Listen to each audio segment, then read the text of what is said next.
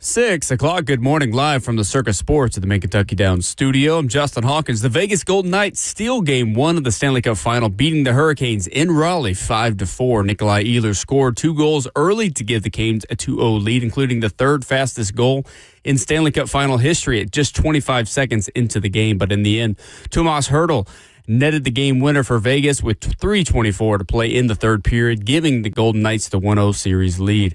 The Nashville Predators announced yesterday that they've hired Chris McFarland as the president of hockey operations and general manager. McFarland spent the last 11 years with the Colorado Avalanche organization, including the last 4 years as their GM. McFarland becomes the third GM in Preds history, replacing Barry Trotz, who will transition into an advisory role within the organization. In NFL news yesterday, the Falcons and star wide receiver Drake London agreed to a 4-year, $141 million contract extension worth up to $150 million, including $100 million guaranteed. London becomes the third highest paid wide receiver in the NFL. And the NBA Finals begins tonight with Game 1 in San Antonio between the Spurs and Knicks. The Spurs open as the odds-on favorite to win the finals at -190 odds, and the favorite to win tonight. Tip-off is set for 7:30 on ABC. For all your foundation repair and waterproofing needs, visit USSTN.com. Breaking news at once on your home for the Titans and Vols. This is 104.5 The Zone.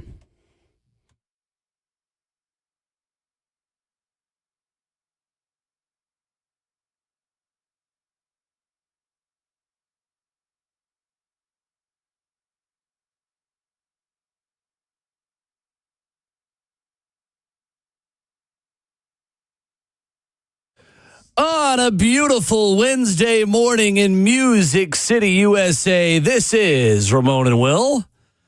11-year NFL veteran, Vol for Life, Titans radio analyst, Ramon Foster. Present. Justin Hawkins, our producer. You would be that kid.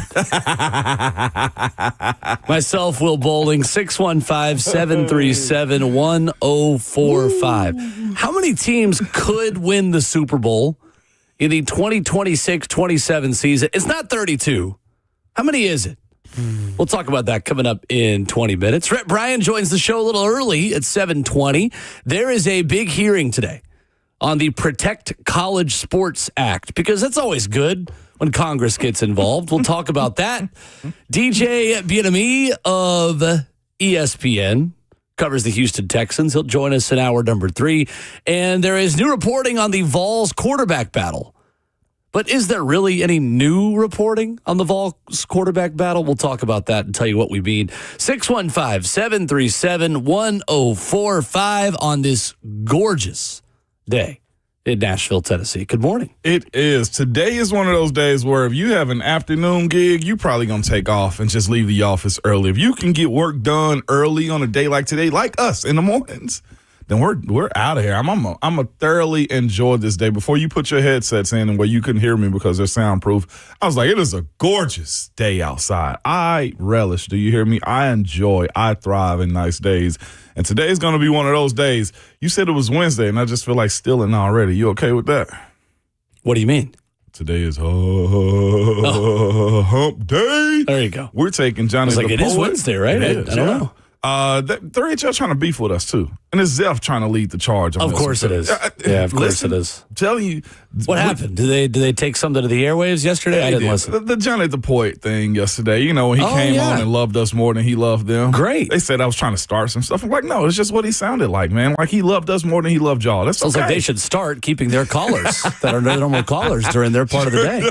Before you know it, he going to write us something and we're going to take him. Could you imagine Mike in Cleveland ever calling in 3HL? Bro. Yeah.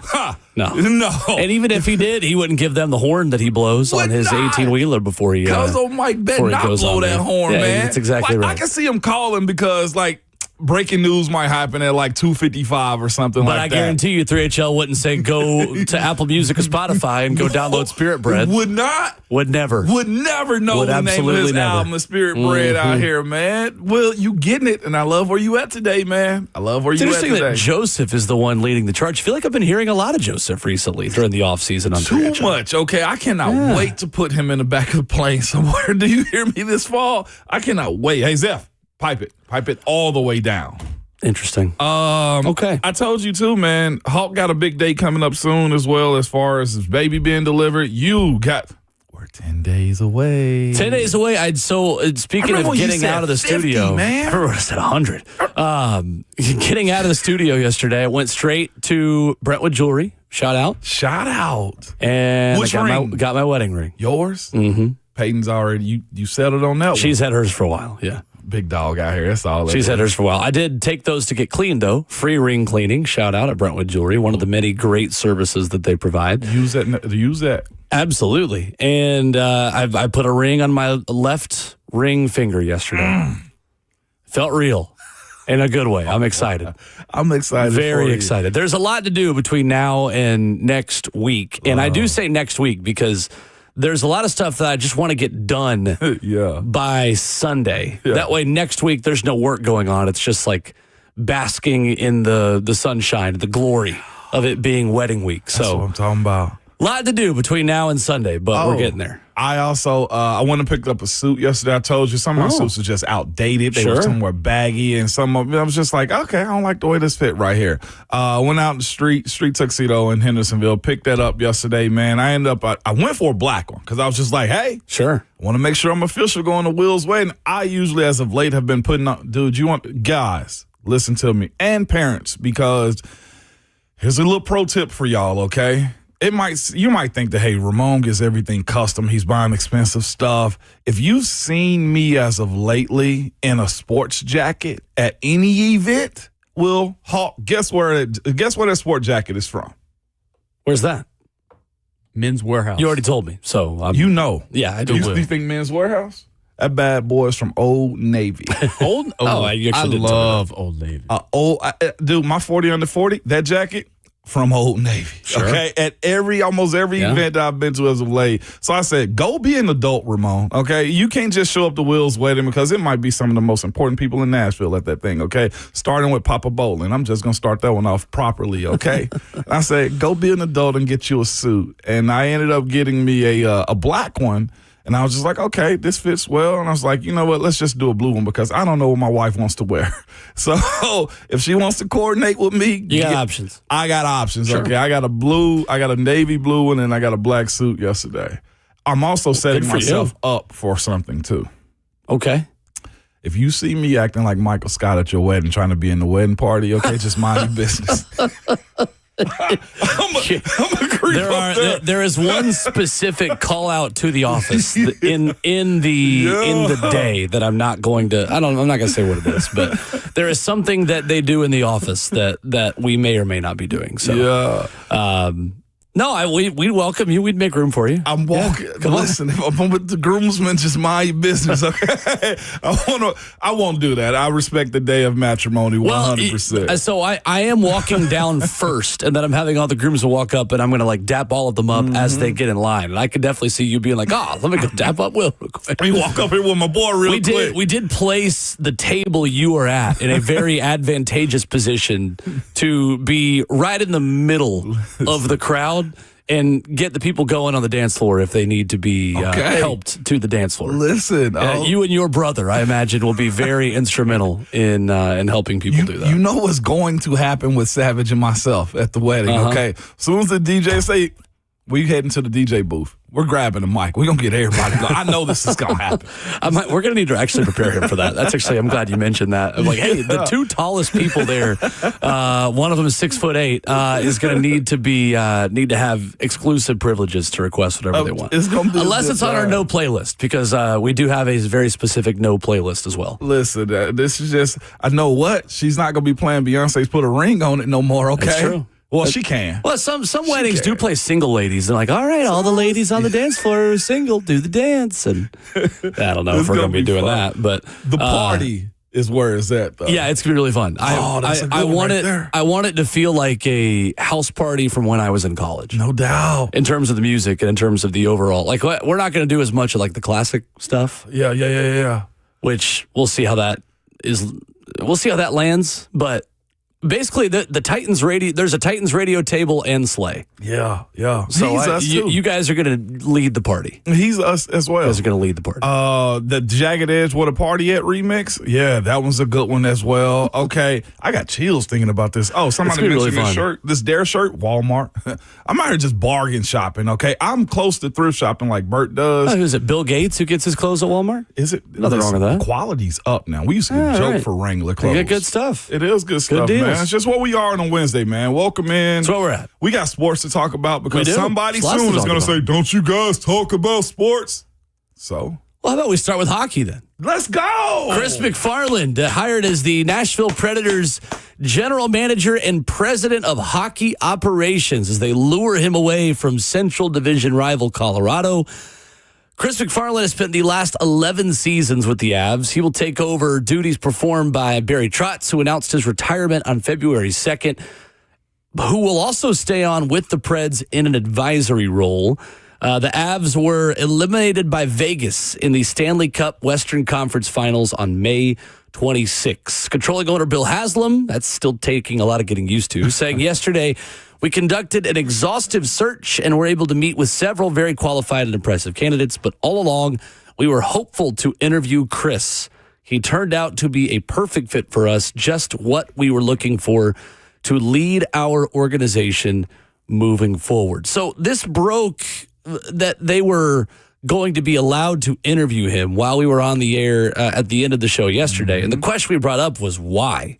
Why would Chris McFarland leave a great situation, leave a team that is contending, leave and do the same job? And the answer is because now this is fully his show. And the Predators are giving him the keys. Joe Sakic was the president of hockey operations with Colorado. It comes back to those two words, Ramon. We've said quite a bit about the Tennessee Titans over the last 3 years. Final say. Yeah. Who has final say? A little bit of a gray area in terms of who was really calling the shots in Colorado with Joe Sakic, the former GM, then becoming president, and then hiring, promoting Chris to be the general manager. This is his chance to do his own thing. I imagine a raise. I imagine it's more responsibility and a project for him to take over here in Nashville. Exciting stuff yesterday. It's a big, big, big hire for the Preds. It seems like from the fan base perspective, this is one everybody agrees on, man. Somebody that knows what he's doing, an outside hire, and somebody that's been a part of an organization that has kept his team, the Avalanche, at the top of mind when it comes down to competing, man. Good on them. It was also one of those situations where it seemed like the Preds gave him the last interview too. That's usually one of those signs. I just personally didn't think it was going to be possible. How you guys brought his name, I was like, whoa, him? This guy from this organization? Good on the Preds, man. That outside pressure from the fan base, man, to compete and be top of mind when you think about competing each and every time. I heard a guy yesterday as this breaking news happened, very upset with, it was Barry Trotz, if I'm not mistaken, man, and how they've kind of gone about it. Lucas vehemently just disagreed with them and everything that they've done as far as the contracts has been given out to guys over the past few years.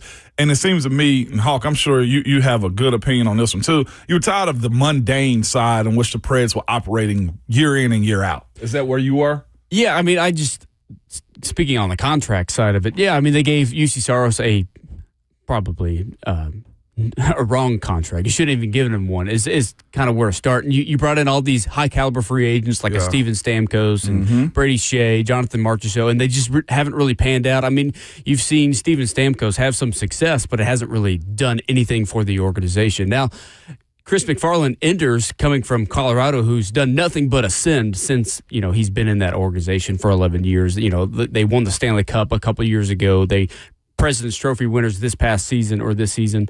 And so he's coming in as an outside hire, which I think is what we all wanted. Oh, 100%. In to begin with. Outside the family, finally. Yeah. So, putting my fan hat on, I'm excited about that to see where this organization can trend to. But here's the thing coming up for this next season.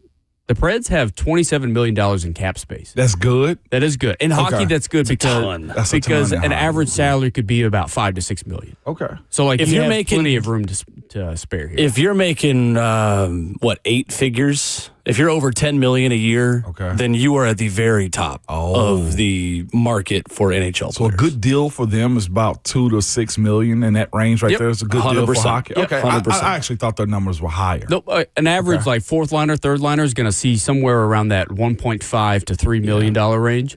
Philip Forsberg, just to put it in perspective, makes 8.5, and he's your top caliber. Him and Yossi. What? Yeah. I mean, I know there's a difference in pay between the leagues, but I didn't think that was that big of a gap. And to play 82 times, too. Jeez. And the physicality of And, it. lose teeth. Boys are like that 1980s of NFL football. It's interesting. We'll talk more about it as the show goes, but Chris McFarland is, in a lot of ways, similar to David Poile in that he is not afraid to make a very big trade. He made one of the biggest trades in NHL history last year, trading Mikko Rantanen to Carolina in exchange for Martin Necas, Jack Drury, and draft picks. The big thing, though, that Chris McFarland was instrumental in Colorado was revamping goaltending. And McFarland and the Avs last season swapped out both of the team's opening night goaltenders 10 days apart. They are the first NHL team to ever do that before Christmas, to trade both goaltenders who were on the roster before Christmas. And both goaltenders who were on the roster day one brought in Mackenzie Blackwood and Scott Wedgwood, and then they won the William Jennings Trophy for allowing the fewest goals in the NHL. Wow. So that is, I think, the appeal here. I think that's why he is someone who fits what the Nashville Predators need at this point. Fix goaltending. We got a underachieving goaltender on a really big contract. Fix it. And I think similarly to the way that when the Titans interviewed Mike Borgonzi and everyone they interviewed had to give them their plan at quarterback and give them their plan for the number 1 overall pick, I imagine one of the first questions that they would have asked Chris McFarland and anyone else who's interviewing for that general manager job is, fix the goaltending position. What you going to do? You know what's crazy about that, though, is if Barry Trotz gave that deal to Juuse Saros the way he had and is that long, and you knew that he wasn't where he needed to be at, why did management sign off on it? And I guess you blindly trust your operators to make the right moves. I get it. Either way, you were taking a risk. Yeah. You were either going with someone who wasn't ready yet in Yaroslav Askarov. For sure. Who you drafted as high as any goalie in the last couple decades. Or you were capitalizing on Juuse Saros having a great season and hoping that he could keep doing it. Unfortunately, he hasn't. You made the wrong call. It's not a guarantee that Askarov would have been the right call either. Yeah. It just feels like the wrong call was giving Saros the amount of time that they gave him onto his contract, which is an 8-year, $61.9 million contract. So full no movement clauses. I mean, it runs through the 2033 season. You're kind of stuck. What? Oh, yeah. Yeah. It goes through 2033. They are stuck at goaltender. The one thing about contracts in the NHL is they may be shorter in terms of the amount of money, but they are longer in terms of the length of the contract. Ooh, yeah. My youngest going to be 3 years out of high school at that point. So that's exactly why when you interview for this GM job, the question is fix goaltender. Okay, I get it now. Yeah. 615-737-1045 is our number. We are live for the 1045 The Zone Circus Sports Studio. Kentucky's largest sports book can now be found at Circus Sports at Kentucky Downs. How many Super Bowl contenders legitimately are there in the NFL this season? With the Rams trade making them the running away favorite, who else is right behind them? That's next.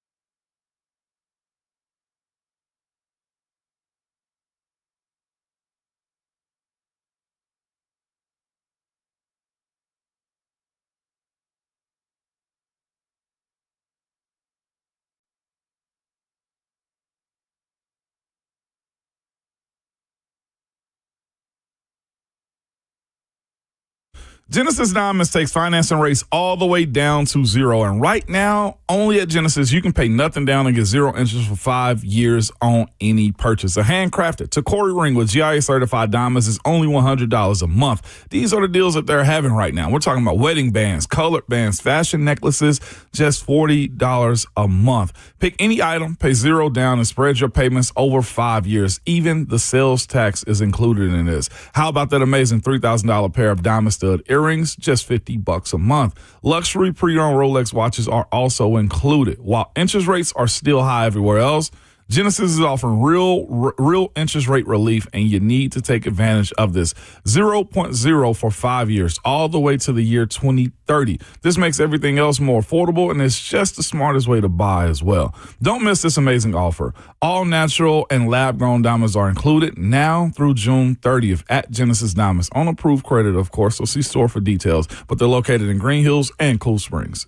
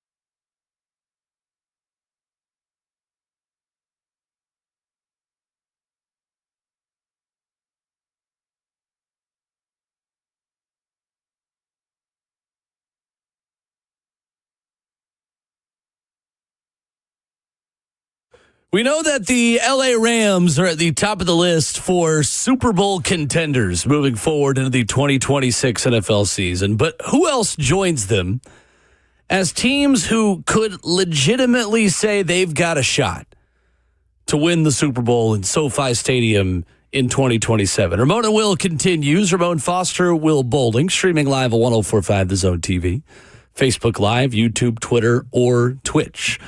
FanDuel Sportsbook has the odds. We're going to run down the list, Ramon, and I want you to cut me off when we are at the point where, nope, that team could not win the Super Bowl. I'm here for it. Because this is a fascinating year.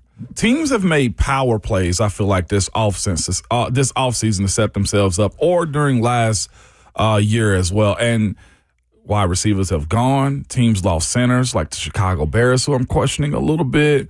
The Baltimore Ravens. Baltimore Ravens as well. And like quarterback play for teams that got strong teams, I'm still questioning what they are. So, yeah, I trust me, as a former player, I went through these exercises in my mind too. Like, I would ask myself, do we really have a shot? Like, getting to the playoffs is one thing. Sure. And we're having a discussion about actually winning the Super Bowl right now, correct? Yes. And to be fair, too, in recent seasons, the preseason champion has often not really been in the mix when it's all said and done, other than Kansas City's repeat. And even that, I mean, they weren't always world beaters. No. It feels like someone has come from left field and hoisted the Lombardi. And you could certainly say that about Seattle, who was not at the top of this list, but would have been in the mix, in the top half, in the top 10 of preseason Super Bowl odds. So FanDuel has LA at plus 550.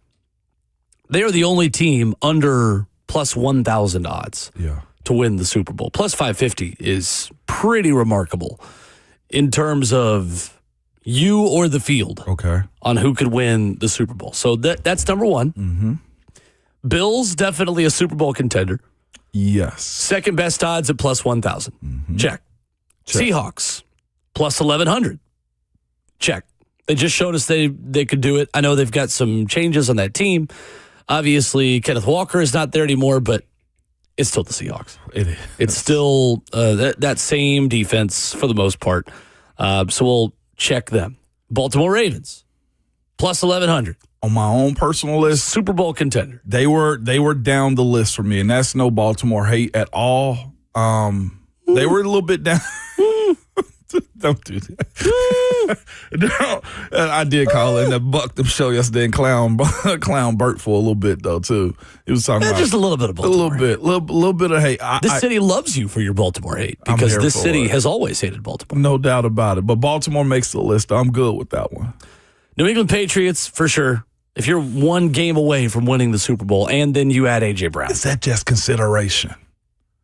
I mean, they're definitely a Super Bowl contender. I don't think they're. I am down on the Patriots this year. Okay, thank you for saying that part. However, okay, they just made the game. They're still a contender for it. Pay respect to it is what you're saying. Yeah. Okay, all right. And what I'm talking about here is like teams that, if everything goes right, could win the Super Bowl.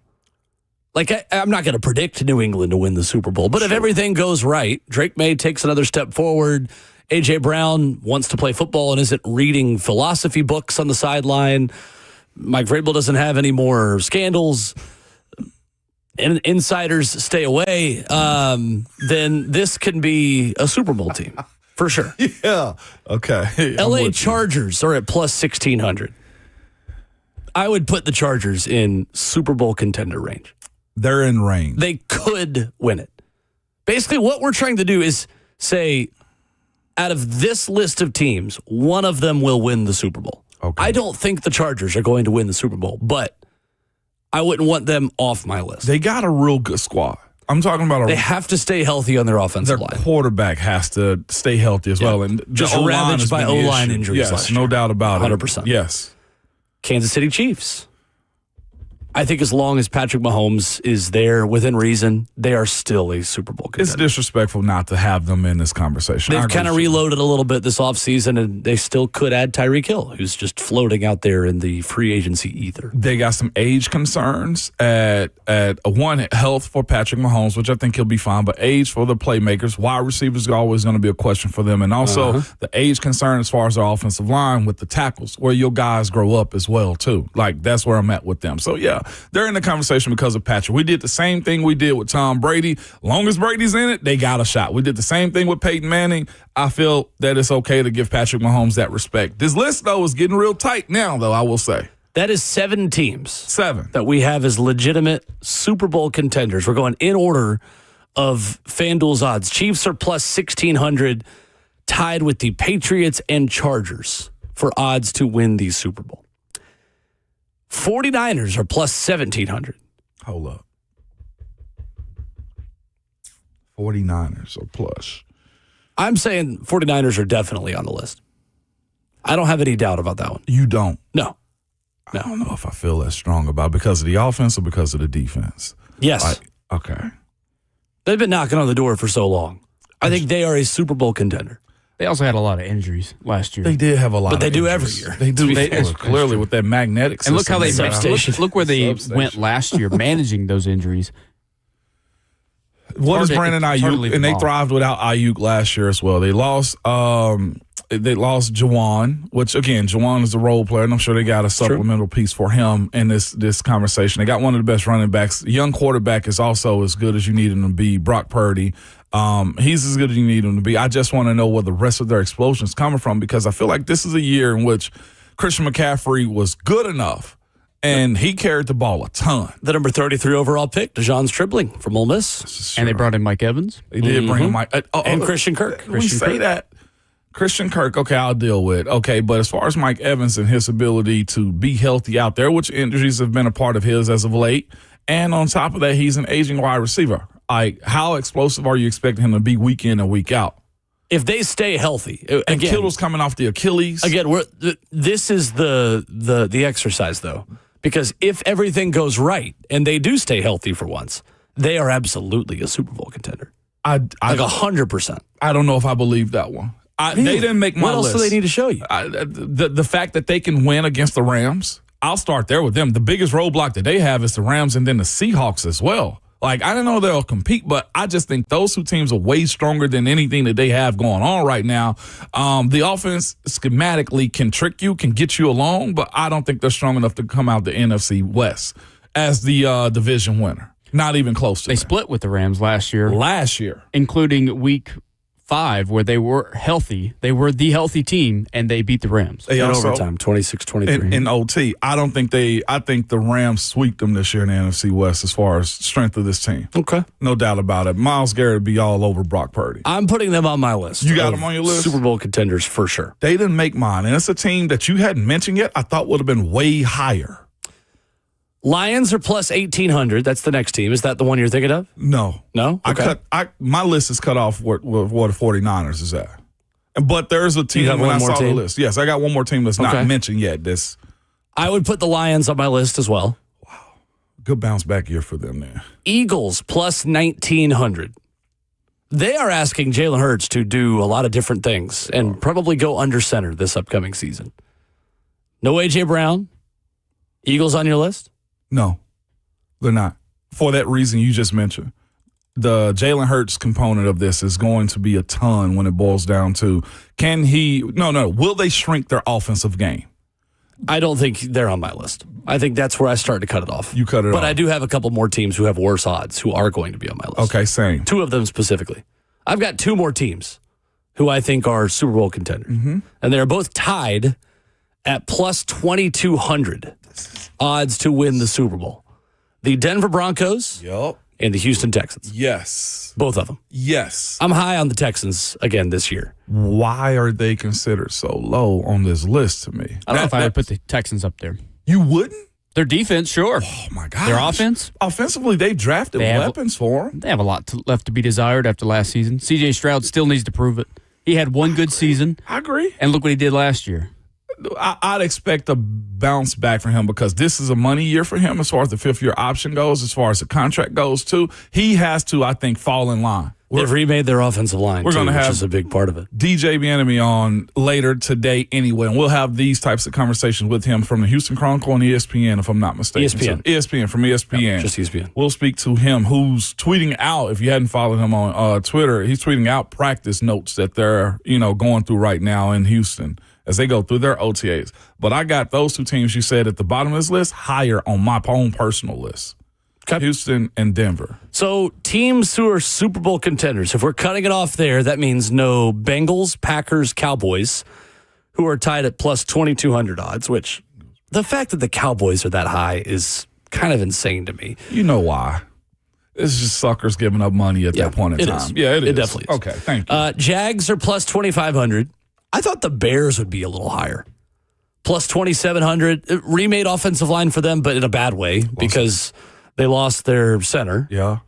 They lost DJ Moore as well, or gave away DJ Moore. Yeah, it was kind of by choice, though. But he was a little bit of a luxury versus a necessity for them last year. Yes, their offensive line, I like. Their center, they ended up getting this year as well was, I had it pulled up a second ago, but I think they fulfilled that role a little bit at center with, where is it at? I had it lined up. I hate when I do this. I'm researching online. Logan Jones versus Garrett Bradbury will be their camp battle at center. Yeah, Bradbury, for sure. So, our list, Super Bowl contenders. I have Rams, Bills, Seahawks, Ravens, Patriots, Chargers, Chiefs, 49ers, Lions, Broncos, Texans. I've got 11 teams that I would say, give me one of these 11 who are going to win the Super Bowl. And you have got the same list minus 49ers and Lions. Yeah. So I got Rams, Houston. You have 9 teams. I got 7 on my list. 7? Yeah. Woo. You're confident.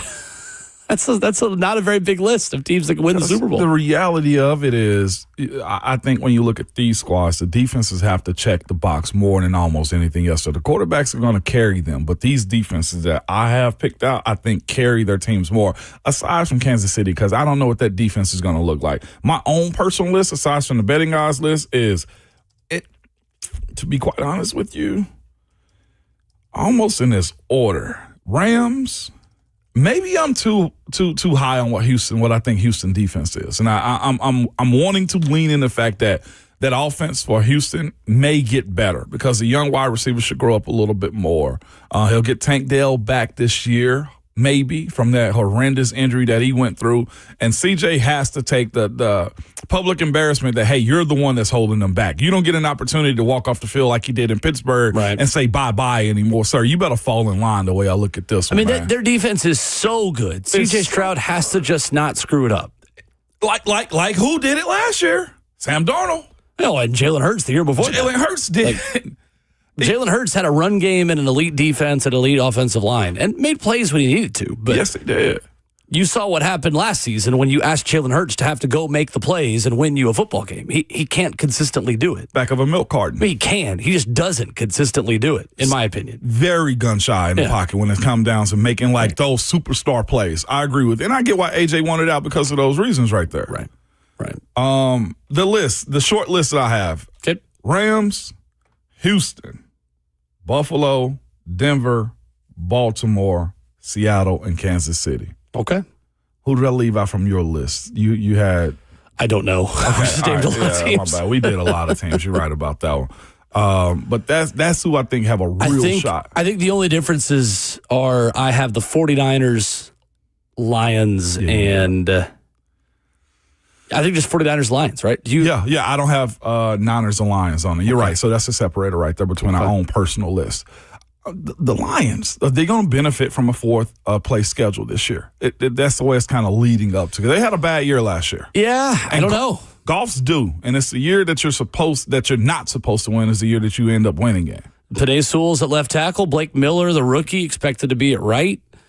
They go defense heavy in the draft with Derek Moore, Jimmy Rolder, and Keith Abney, trying to reload that defense a little bit. But they had a really quiet offseason. They did. Really quiet offseason. And really all they did was budget for future extensions for Jahmyr Gibbs, Jack Campbell, Sam Laporta, and Brian Branch. Mm-hmm.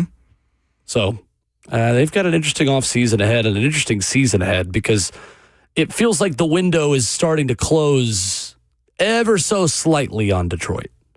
And it, again, is the ugliness of you get as close as they did a few years ago. There's not any kind of guarantee that you're going to get right back. That's true. Especially when you don't have a Patrick or a Tom or a Aaron playing quarterback. They went out and got some help on that offensive line. Juice Scruggs and also Cade Mays now in Detroit as well, trying to bolster that thing up a little bit too.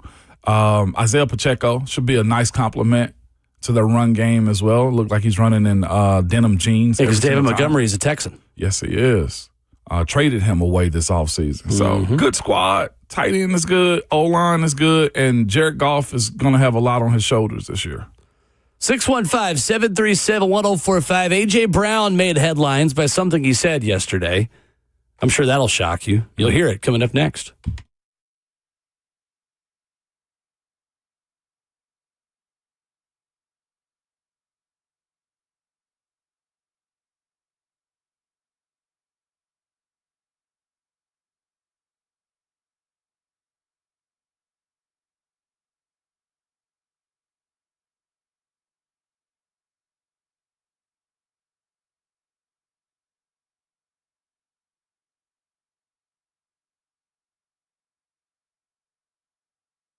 It's Ramon Foster, and I'm with Aaron from United Structure Systems. Man, they came by today to check out my house. If there's anything, any issues, small or big, you're gonna fill us in there. We can take care of it no matter what kind of problems. So first off, we'll just kind of take a look through your house and see what kind of issues you got going.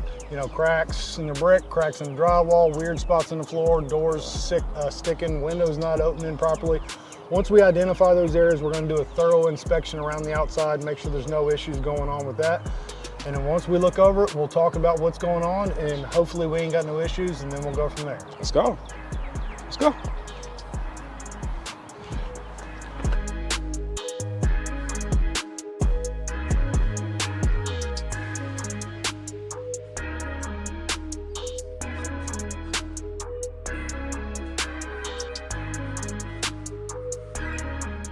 Ms. Foster, so we have looked at the issues that you brought up. We had the drywall in the attic up here above your bonus or your garage. You had some doors sticking. I did. Going in your bathroom. So we've inspected all that. We don't see any major structural concerns. So you're going to be one of our lucky good news customers today. There is some minor deflection there. That's not an uncommon thing. As any house is built, it's its biggest and its strongest the day that it's born. Gotcha. Right? And from that point, it just gets older, just like us. We ain't hopping up out of bed, taking off down the hallway, running upstairs anymore. Not protecting quarterbacks anymore. No. Opening up late. We're done. Your guard ain't there no more. Okay, so. I got you. So it just happens. It gets a little older and it starts to deflect. Now, there are some things we can do to kind of help adjust those doors, mainly adjusting in the door, which we don't necessarily do, and maybe doing some light shimming in the crawl space down there to address those sticking doors. But for now, no major issues there. We did talk about the grading in the back and some issues that we can take care of back there for you. But that's pretty much up in a nutshell. No big issues and you're good to go. So. Awesome. So again, what you deal with United Structural Systems is it's upfront, it's honest, and now I can sleep peacefully at night, okay?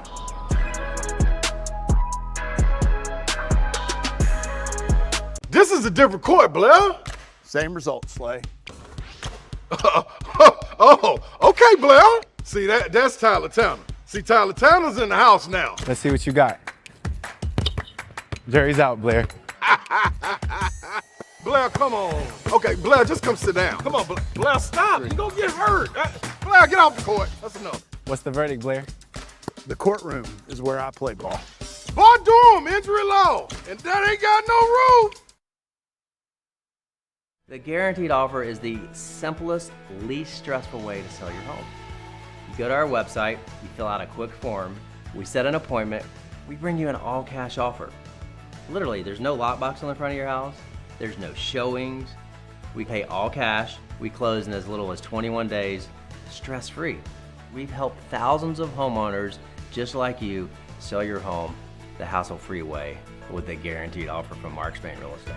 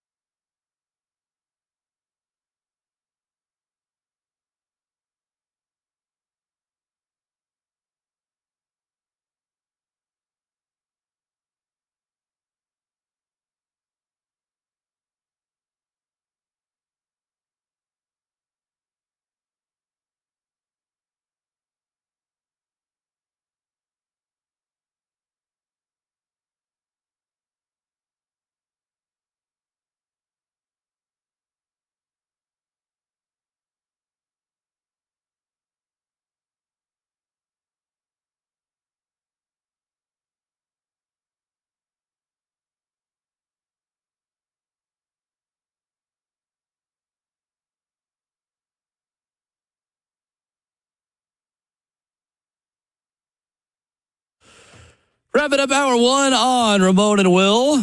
A.J. Brown thinks he has found heaven.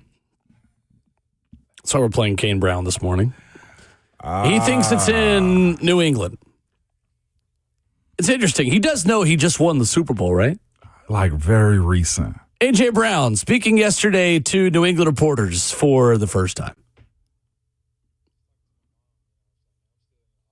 I'm trying to adjust and, walking up the hill with the uniform on. I was like, man, this is real, and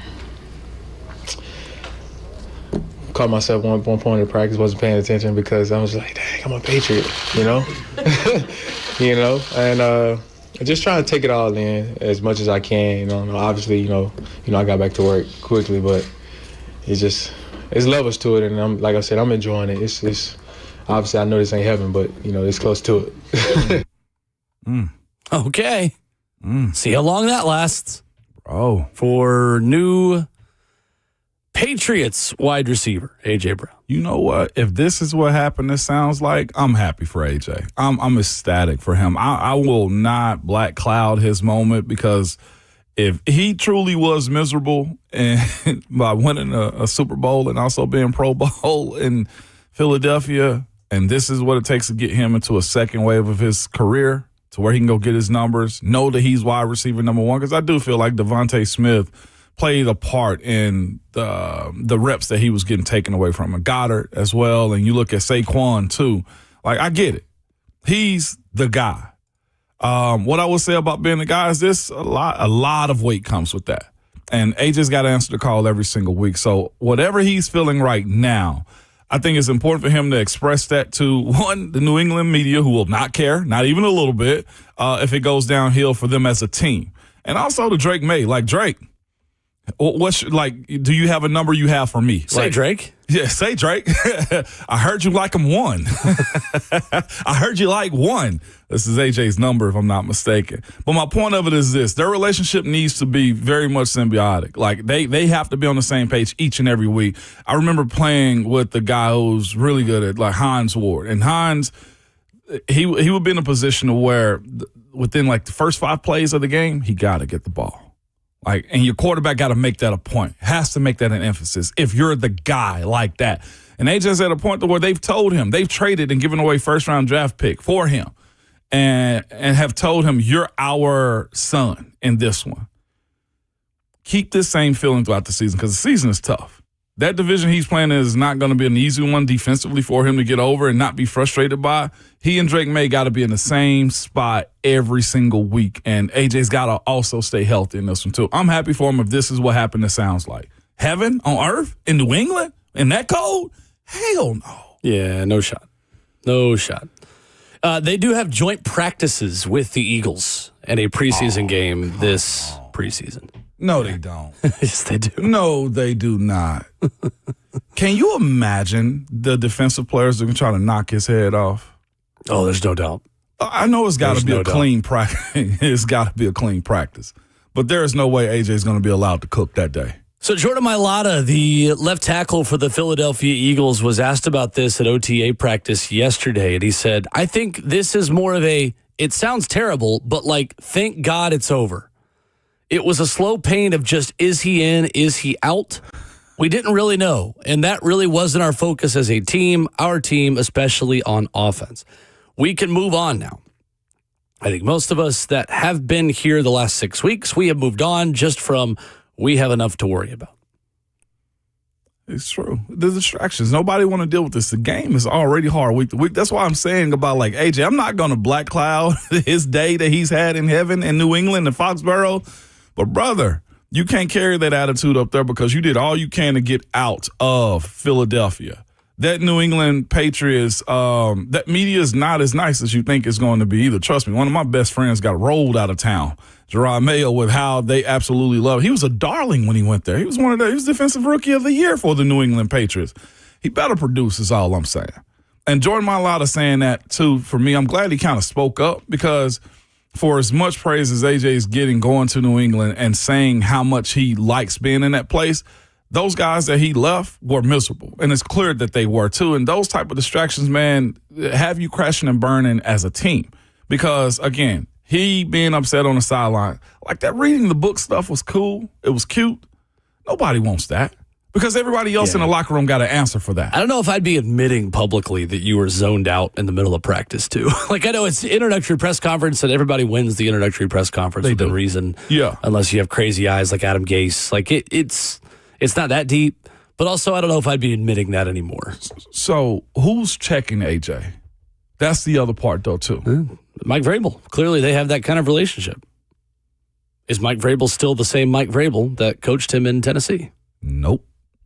Because why? When it comes down, unless they have like a father-son relationship, and I don't know AJ's family dynamic like that to where I can speak deeper into that. But unless, and I've had relationships like that with coaches too. Sure. Unless they have a father-son relationship where he was like, hey, Jay, get right. And that's it, just it. But if he got to speak to him about, hey, we do stuff the right way, or AJ, you need to be better than this, Vrabel lost that. He absolutely lost that. That was one of our conversations we had with this whole ordeal with him. And the scandal that's ongoing is he can't speak to certain players like that anymore. Mm-hmm. That's out the window. Coach, I'm just like you. 2 comments in the Evan and Big chat. One says, AJ is washed and he knows it. Another one says, I have always seen AJ as an average player. I wouldn't go that far. Okay, so AJ is a very good football player when he wants to be a good football player. So when he likes his quarterback because his quarterback throws him the ball. Just want to play devil's advocate just a little bit. On is which he comment? or is it an opportunist with this? Opportunistic. What do you mean? Is he just above average? I think he's a star. What I would say is he's a superstar player. Okay, so He's got the 4th most receiving yards since he became an Eagle in the NFL. He's yet to make first team All-Pro. I mean, he had 1,500 yards in 2022.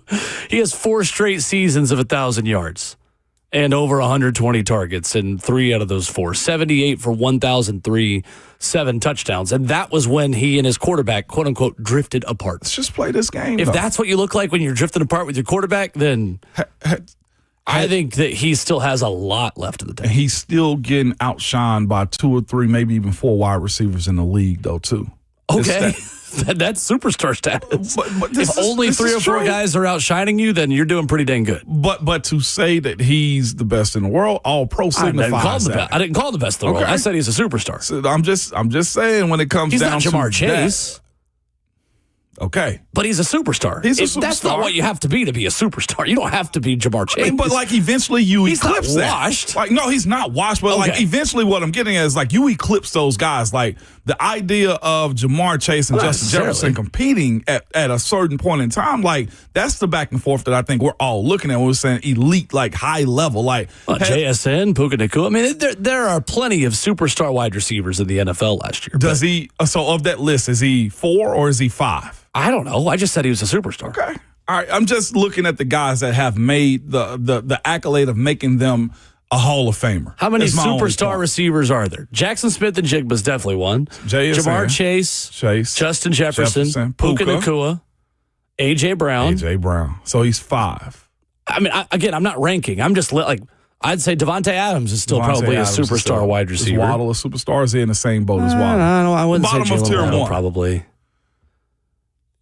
Yeah, I just think he's a superstar receiver. That's all I said. That's all I'm saying. I was just wondering because, again, if he's going to New England for his gold jacket, like he's got a lot of work to be made up, and it starts with the public accolades that come along with being the best in the world. It's my only point in this. He is one of the best. He is one of the best wide receivers alive right now. Yeah, he is. In the world. 100% he is. Yeah, that's all I'm saying. And so we'll see if it's all predicated on his quarterback play, and can Drake May take him to that next level to where we don't even have to question this. The SEC and Big Ten are fighting back against the Protect College Sports Act. Today is a very important day in Washington for the future of college athletics, and we'll talk about that next.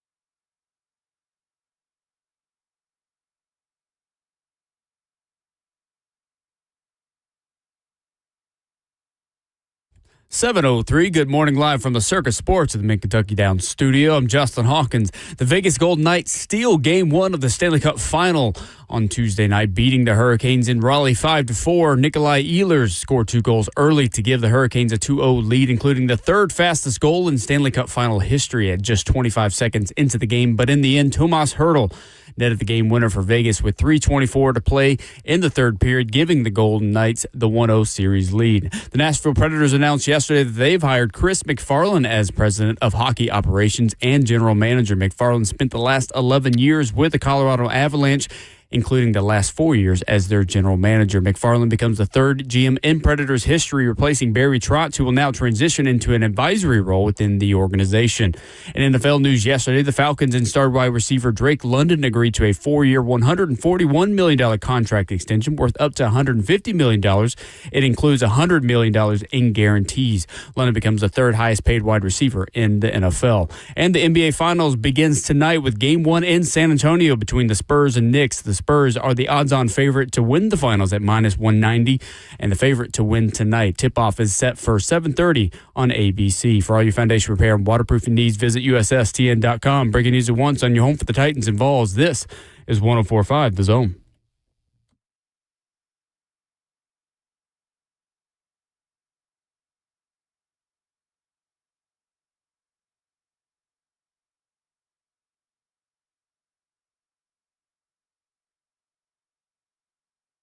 Today is a very big day for college athletics as Washington, D.C. is center stage for a hearing on the Protect College Sports Act. The Big Ten and the SEC released a statement yesterday. Let the posturing and negotiating begin. Ramon Will, hour number 2 begins right now. Ramon Foster, Will Bowling, Justin Hawkins, 615-737-1045.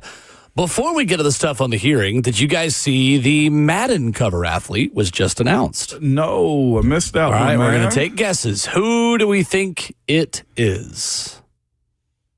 We'll go one by one on guesses. Who I'll wants take to go Offensive first? Player of the Year, JSN, Jackson Smith and Jigba. I'm going to Probably a go quarterback. Sam Darnold. Oh, I just saw it. Miles What Garrett. why are you looking? Well, I told you to guess. I already had my guess now. Boo. I already had my guess now. No, you're going to go back and forth until you I get it. still don't know. Hold on, give me a second. I still don't know. The heck? Cheater. Yeah. It ain't Joe Burrow. Nope, can't be a guy like him. It's not Joe Burrow. It's not. No, not A Josh guy Allen. like him. Your AFC North ages. I know. I went straight to the NFC East too. I mean, AFC East. You as mentioned well. Joe Burrow. Said no, it can't be a guy Because I'm like trying to him. think of popular He's guys. a superstar. I wouldn't do of course, that. it could be a guy. Well, it can't like be him. CJ Stroud. It cannot. That Can't be is a guy true. like him. Cannot be a guy like him. Can't be Trevor Lawrence. Nope. Not Malik Neighbors. Nope. It is a Bo quarterback. Nix. No, it's not Bo Nix. It's not Stafford. He's not risking it this year. They are in the North. Justin.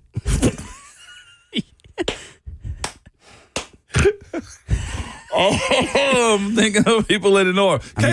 Caleb Williams. Appreciate The game will actually come with fingernail polish in the front cover. Oh.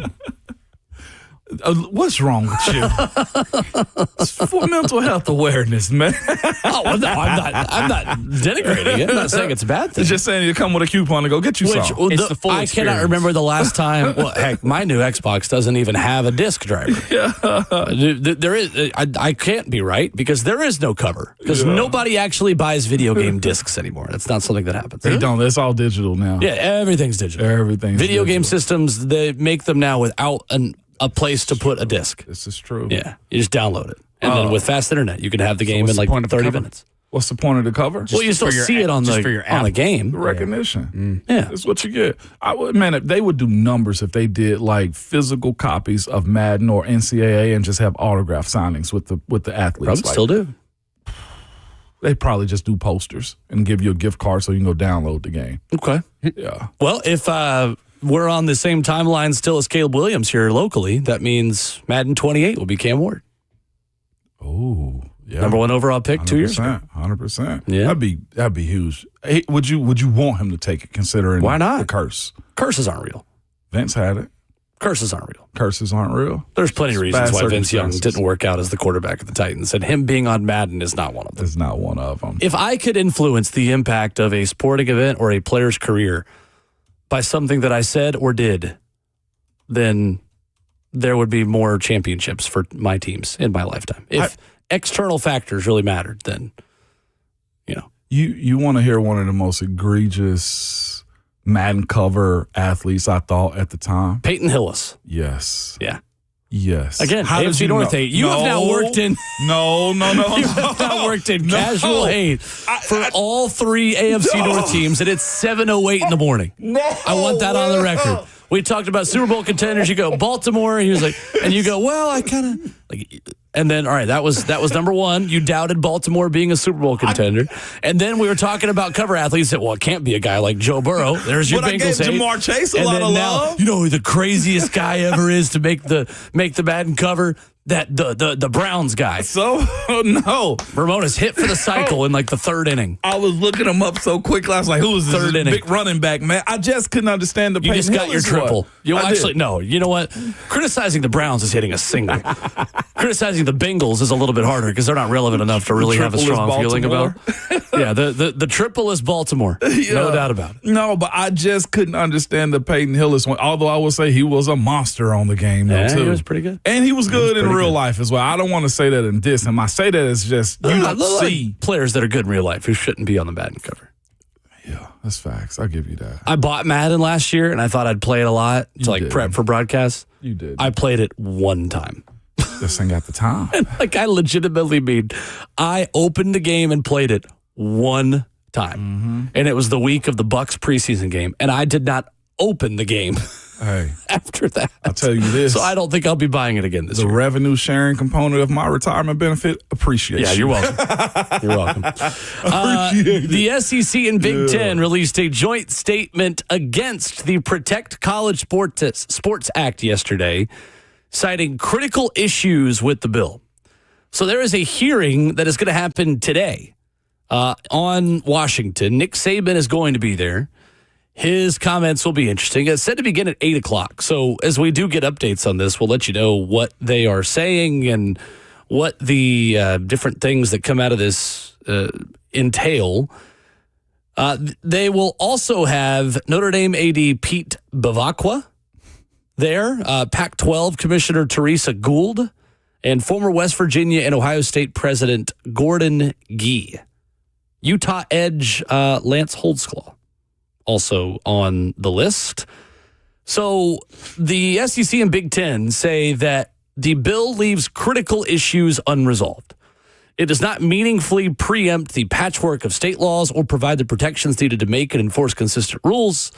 They say it also shifts ongoing rulemaking to Congress, which you've been asking for, by the way, for months, limiting the ability to adapt quickly as the landscape evolves. No, this is Congress adapting quickly as the landscape evolves, and now you're the ones dragging your feet. You're the ones who have sat in those meetings with rich mahogany desks in Washington, D.C., and talked about how we need leadership, we need change, we need rules. Your coaches sat in Destin last week talking about we need rules, we need this, we need that. They're giving you this and that. But the problem is that you can't pull your media rights together and make a super league, but the other 75% of college athletics could, So I was just gonna regardless of how you feel about it. say, this ain't about getting it right. This not even. I personally, at where they are right now, it's not about getting it right. It's about power. It's about the SEC and the Big Ten being able to say, this is how we're going to do this. And they just want backing from Congress. They don't want Congress actually fixing this at all. They just want the power in their hands to say, hey, we're better at managing this than you. And they may be. But don't ask for power. Ask Congress for help when and then they do step in and you don't like what they're presenting to you. This, to me, is by far one of the weirdest statements I've seen released in a very long time, just based off the fact they're doing what you asked them to do.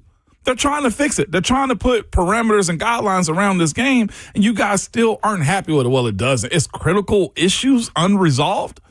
Well, why are you trying to push it? They've been meeting with Congress for the last, 18 months or at least a year, and they've come up with nothing. And now, again, They come up as you with stuff, mentioned, it just keeps getting voted down. but now they're saying it's not reasonable. Like, make this make sense when it boils down to college sports being broken. This is a power struggle right now between the SEC and the Big Ten and all of y'all that's left out there. Yeah, them together versus everyone else. Yes, right? Them versus us versus y'all is what they're saying right now. There's not a power 4. It is a power 2. And that's it. We certainly have to start talking about these two conferences as that.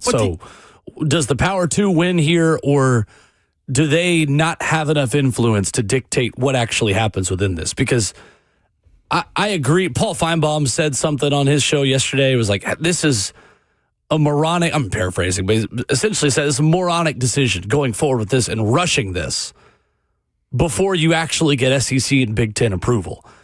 Well, the SEC and Big Ten don't have seats in Congress, right? Mm-hmm. They can influence maybe some of the conversation, but at the end of the day, I'm curious in how much influence the SEC and Big Ten really have here. Like, how much does it really matter that they don't want this to go through? I don't know. I don't know the answer to that yet. I mean, with Ted Cruz kind of leading this, I think Texas, and you know what I'm saying, as far as Texas A&M have some type of influence on it for the people who are presenting this. As far as power, you mentioned the ability to branch off and break away and have the power 2 conference. Here's the issue. The coaches are already complaining about playing a 9-game schedule. That's the issue. Is the SEC and the Big Ten needs the other 75% of the teams to make their season okay, to make it competitive enough to where they don't beat each other to shreds. Because if you're telling me what they want right now is the AFC, NFC, well, okay, cool. Big Ten plays against the SEC. Well, how tiring is that going to be, and how many bodies are you going to lose on the way to a national championship? It's not as much that, and the way I read it is they want the ability to pool their media rights together and make a lot more money for their games to be on television.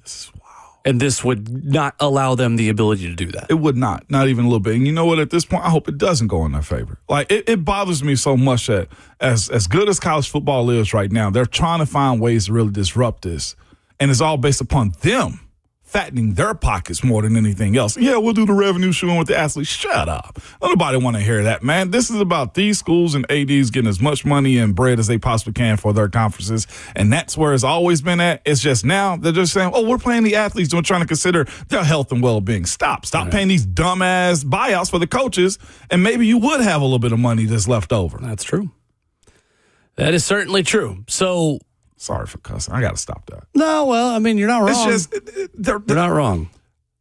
What's ruining college sports is a bunch of adults that sit at, as you said, rich mahogany desk that are concerned about the bottom line and TV rights when the product on the field was supposed to be the main part of this to help them elevate either their education, because student athlete was the biggest stronghold that they had on over all of us. So remove the student. Okay, just the athlete part. So what are you doing to actually get them to the next level in life?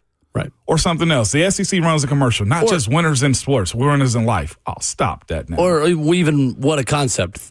Are we thinking of our fans as we make changes within college athletics? No. That, to me, is the biggest issue facing college sports, because your shareholders and your stakeholders are the people that sit in the seats.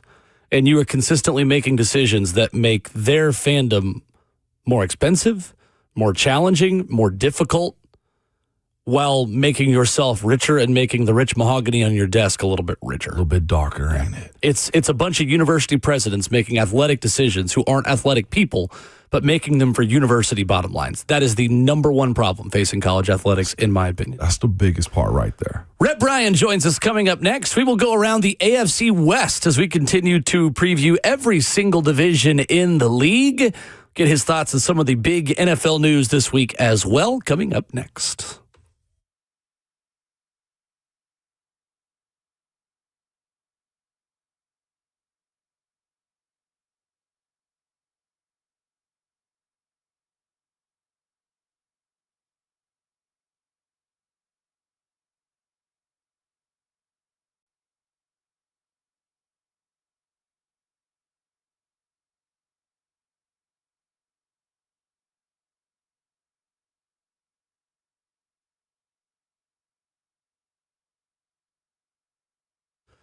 Hey, it's Will Bowling. Are you dealing with flickering lights, faulty outlets, or a circuit that won't stay on at home? Lee Company has your back. Lee Company's award-winning team of electricians handle it all, from routine repairs and fixture upgrades to whole home generators. Available 24/7, keep your home efficient and safe by contacting Lee Company online at leecompany.com. That's leecompany.com for professional electrical service from the business that has so much experience serving Middle Tennessee.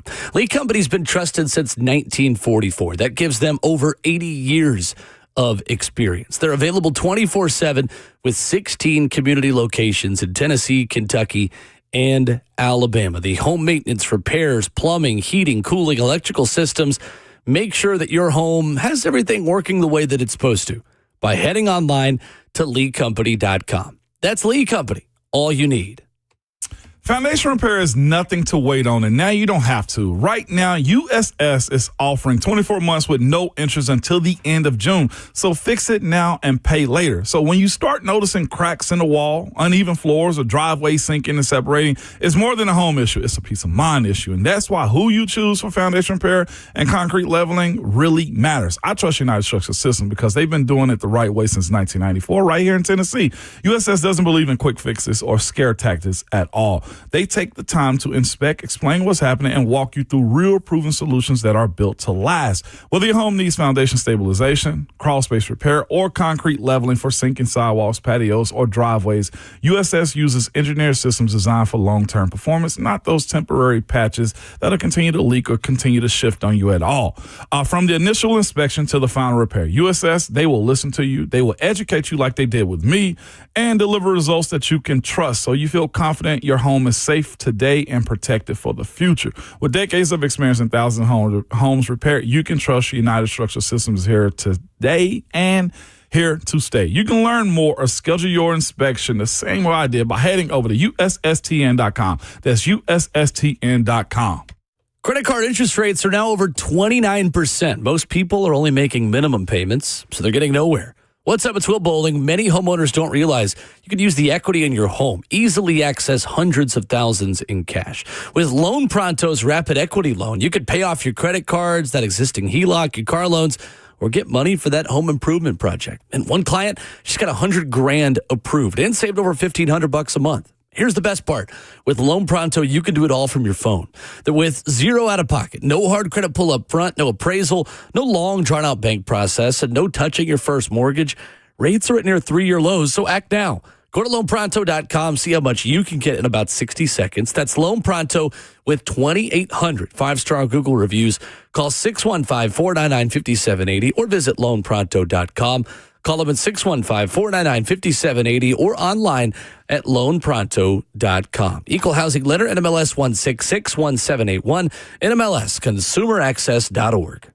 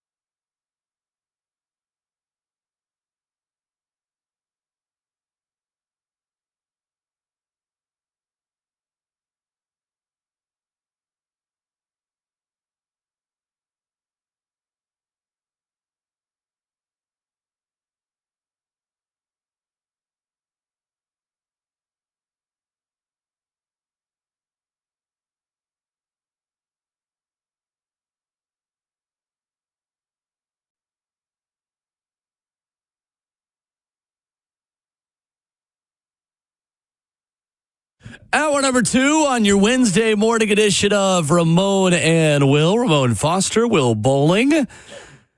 Joined by the executive producer of Titans Radio, Rhett Bryant, in studio this morning for his weekly visit. Oh, hell yeah. How we doing? I'm good. I'm just Morning.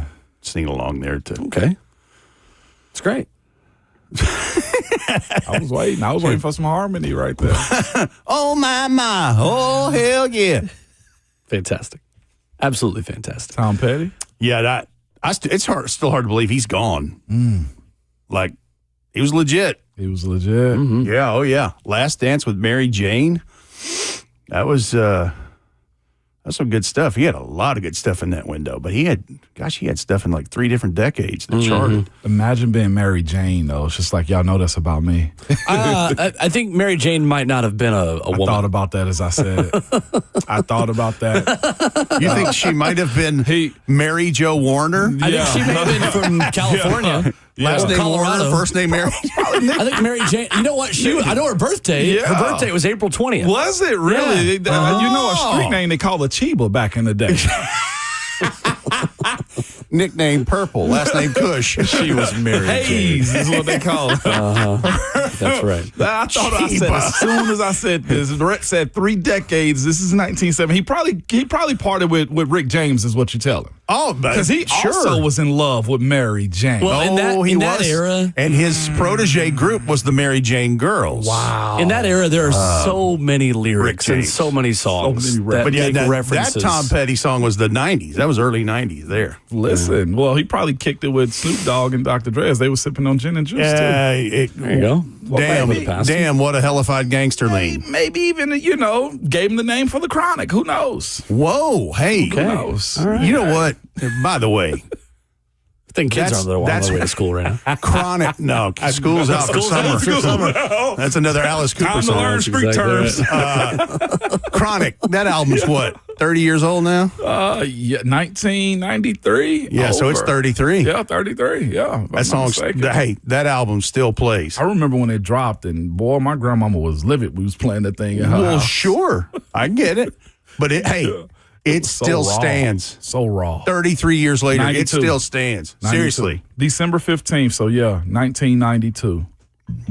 Do you not agree? I agree. No, easily. That's why everybody was clamoring for so much of it from Dre. There are some albums, some projects, whatever, that are just, they're literally timeless. Yeah, they are. That's that still plays, and it'll still be played a long time from now. That was a moment in time right there for sure. Yep. Wow. I like it. That'd be a good draft, Ramon Will draft for the summer. Timeless athletes who would be successful in any period of time. I thought you was going to go albums, but you could do both. You could do. There's 2 weeks worth of drafts. Yeah, Reggie White, I'm taking him number 1. Hey, I'm going to tell you one right now that would be a good running back in the NFL currently, and that's Gale Sayers. Gale, yes, 100%. Imagine Warren Moon in today's offenses. Light work. Yeah. Javon Curse. In today's the league is fitted for him right You talk now. about Eaton. Yeah. He would be Eaton, man. Was he the Myles Garrett of that era? His rookie season, he definitely was. I mean, he was more, still has the record. He was more. Myles Garrett's a bigger guy in stature and frame. Yeah. He's more of he would be a hybrid between Micah Parsons and Myles Garrett. Okay. Because you got to remember, Javon went the path that James Williams is going right now. He was safety in college, like he was when you were deemed as a tweener, that was a bad thing. Yep. Now everybody is like, no, he's hybrid. He's hybrid. We'll use him here. Yeah. He plays the star. He'll come down to the box. Yeah. Oh my gosh. Anyway. For sure. Fascinating, man. But yeah, we can do that. Add that to the list. Okay. I like it. Oh, my God. Rhett Bryan, we are previewing the AFC West this morning. The Tennessee Titans play one team in the AFC West in 2026. That is Kirk Cousins' Las Vegas Raiders. Because until further notice, that team belongs to Kirk Cousins and not Fernando Mendoza. And that's going to be a fascinating story to follow this season is how long it takes for Fernando to take over. I'm going to say 4 games. That's what I'm saying. Really? You think it's that quick? I do. Here's the thing. Kirk's not getting any younger, and I'm not – listen, that sounds stupid for me to say because Aaron Rodgers is, 41 and going to play for the Pittsburgh Steelers this fall. Right. But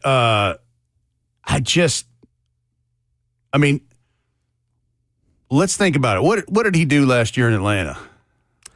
Looked like a quarterback who is coming off of a torn Achilles late into his 30s. And maybe that's different. Maybe I'm wrong because now he's over a year removed from that. I think it should only be 4 games. I think it will end up being about half the season. Okay, well, that's still about 4 more games than what I'm saying. I think it's pretty early on. Let's say this. December the 27th when the Titans are there. Fernando. It's Fernando. It's Fernando. I agree. Easily. So there will be something in the air that night. I'd like to believe that Tom Brady's going to treat Stars will be bright. It is the black hole, and we know we have a lot of skunks in that stadium. I was going more ABBA, but you can take it that way. I was just thinking, there's a lot of skunks in that stadium. But some think that he'll take it most definitely should be there at the front door. Some people think that they'll take the Tom Brady approach with Fernando Mendoza. And in today's game, I just don't know how long you let a franchise QB sit that's not having a MVP caliber starter already. The only one I'm thinking of is the Aaron Rodgers or Jordan Love. I'm not sure if we're seeing that anymore because even with Kirk Cousins, Michael Penix ended up coming in Atlanta soon after that anyway. Yeah.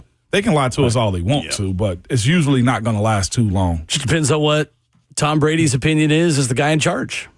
That's fascinating. I get it. He's a GOAT, but in a manager situation, he's able to make these types of decisions right here. I'm not even sure what his role is. I almost feel like he's he's owner at this point, Does not even Fox part. know what his role is? I'm not sure there are positive. Good question. This man is just water out here, just flowing wherever he chooses to go.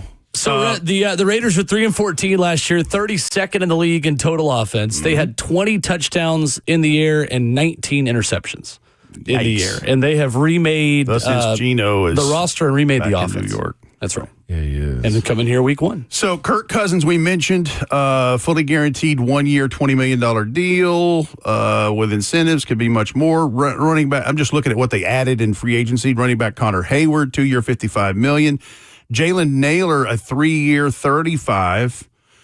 And then here's where they're trying to help their run game and the quarterback in this, because we saw Ashton Genty up close and he was getting contact before he ever hit anywhere close to the line of scrimmage. Spencer Burford, they signed as a free agent guard. Tyler Linderbaum was their big splash signing, 3 years, $81. They also signed Benito Jones on the D-line. Thomas Booker, they re-signed. Malcolm Kuntz, they re-signed. Their edge, I thought this was an interesting. Kwity Paye, they got from Indianapolis. Nakobe Dean from the Eagles, 3-year, $36. Quay Walker, their other linebacker acquisition, 3 for $40.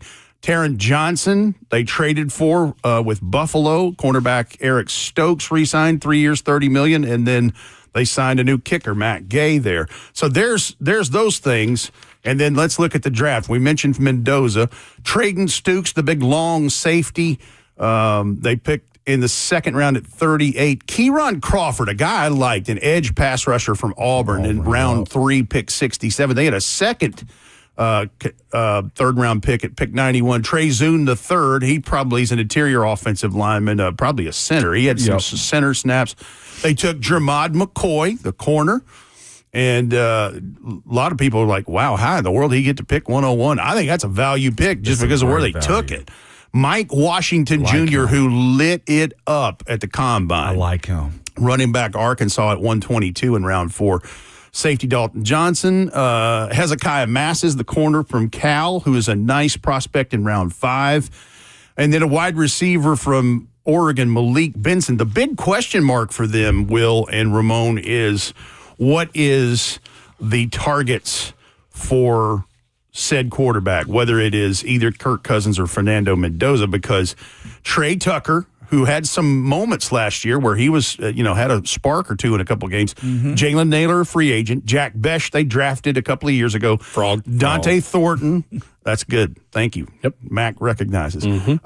Dante Thornton. Also there. Vol. I think what they're, VFL. Vol. I think what they're banking on, and by all reports and indications, that Brock Bowers is healthy and ready to rock, so maybe that's it's a Brock Bowers, Ashton Genty type of show with those other guys sprinkled in, if I'm kind of reading what I'm reading. I would agree. That's what I get to. Probably more of a ground game for them this year, too, because, of course, going to get Mike Washington, as big of a back he is, like that is interesting that they got two big power backs. I look at Genty as one of those, too, and Mike Washington as well. Like, I think they're going to slowly try to build this up and let Kirk Cousins and Fernando Mendoza just slowly ride to momentum if they can.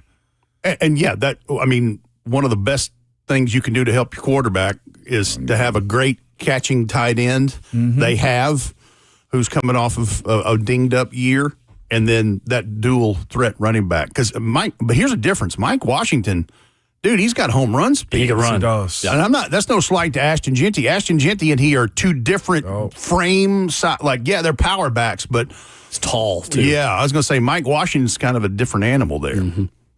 Rhett, the Denver Broncos are not on the schedule this season after being the Week 1 opponent, obviously, in 2025. 2025. And I remember people side-eyeing us a little bit on our YouTube chat and on Twitter when we were building them up as much as we were before Week 1 last year. And then all they did was go on to win the division, win the number 1 seed, and they were a broken ankle of the quarterback in a playoff game from possibly being in the Super Bowl. I think so. I think if Bo Nix is in the AFC Championship game, or just if it doesn't have a torrential downpour of snow in the second half, that stops all the scoring. Maybe they are the team that would have played Seattle in the Super Bowl. But they have had an interesting offseason, Rhett, because they were as inactive as any team in the league in free agency. No major money spent. It was about keeping the band together in Denver this offseason. It was, and they were, quite frankly, one of 2 or 3 teams that did not have a ton of needs. No. Just because of what they've built and what they've been doing there. So let's look at free agency acquisitions. They re-signed Sam Ehlinger in the quarterback room. J.K. Dobbins, they re-signed. Jaleel McLaughlin, same thing. Little Jordan Humphrey, they've had for a while, re-signed him. The big thing is they traded some currency to the Miami Dolphins for Jalen Waddle to go with the other parts of those receiving weapons for Bo Nix. Adam Troutman re-signed.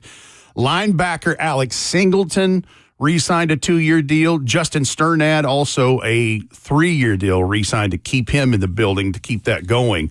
And then in the draft, they took something that they still, I think, is maybe their biggest need, because John Franklin Myers is a Tennessee Titan. Yeah. Thank goodness. And Tyler Onyedem from Texas A&M was their first pick. They didn't have one until round 3, pick 66 because of the trades. That was their target. So they still have, I think, issues there in the middle of that D-line. Jonah Coleman, nice running back from UW, from Washington there in round 4. Cage Casey, another interior offensive lineman. A guy I think is a sleeper pick in this, in round 5, pick 152, is Justin Jolie, the tight end from NC State.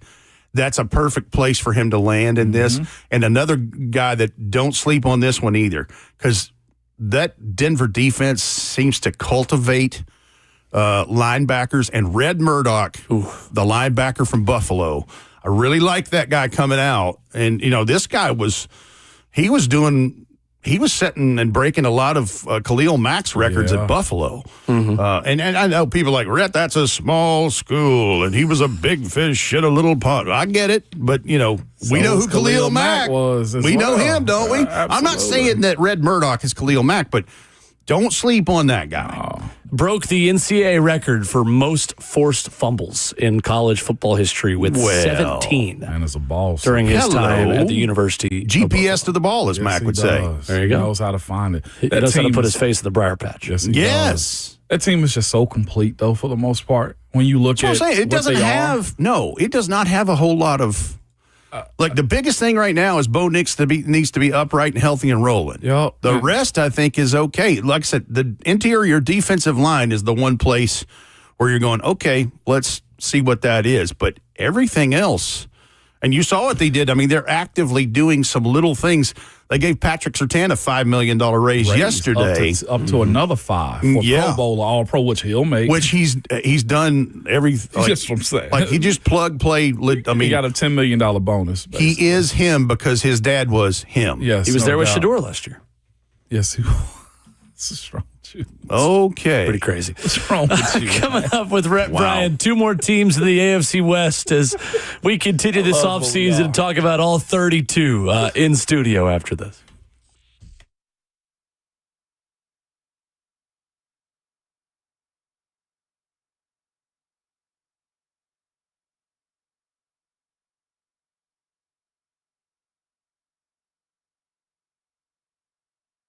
It's Ramon Foster for Medical House Calls, where they believe in healthcare design for your life. 7 days a week, they're available to you from 7 a.m. to 8 p.m. That's before work or after work if you need them to show up to you. Same-day appointments are available or next-day guaranteed if you need something very quickly. But here's what they believe in. Bringing the concierge of medicine back to you, to your front doorstep if you need them. They will come to wherever you are if you set an appointment and administer whatever you need, whether it's an active recovery from IVs, from a workout. Also, if you are a guy that like or hate going to the doctor or sitting in an urgent care, they will make it very convenient for you to get done what you need to. Again, for a simple fee, you can have an evaluation, full exam, treatment plan, and prescriptions if you need them. With the IV therapy, I've had that done before. I had a sickness that I felt like that was coming on. They come to your house, give you the IV, feel amazing afterwards. And these are not just techs that are coming to your house. These are doctors and nurses. Again, the website is medicalhousecalls.com, or you can call and text them at 615-838-2375. Credit card interest rates are up over 29%. Most folks are getting nowhere because they're only making the minimum payments. What's up? It's Will Boulding. Here's what many homeowners don't realize. Using the equity in your home, you can easily access hundreds of thousands in cash. With Loan Pronto's Rapid Equity Loan, you can pay off your credit cards, your existing HELOC, your car loans, or get money for that home improvement project. One client just got $100,000 approved and saved over $1,500 a month. And the best part? With Loan Pronto, you can do it all from your phone. With zero out-of-pocket, no hard credit pull up front, no appraisal, no long, drawn-out bank process, and no touching your first mortgage. Rates are at near 3-year lows, so act now. Go to loanpronto.com, see how much you can get in about 60 seconds. That's Loan Pronto with 2,800 5-star Google reviews. Call 615-499-5780 or visit loanpronto.com, 615-499-5780 or online at loanpronto.com. Equal housing lender, NMLS 1661781, NMLS consumeraccess.org.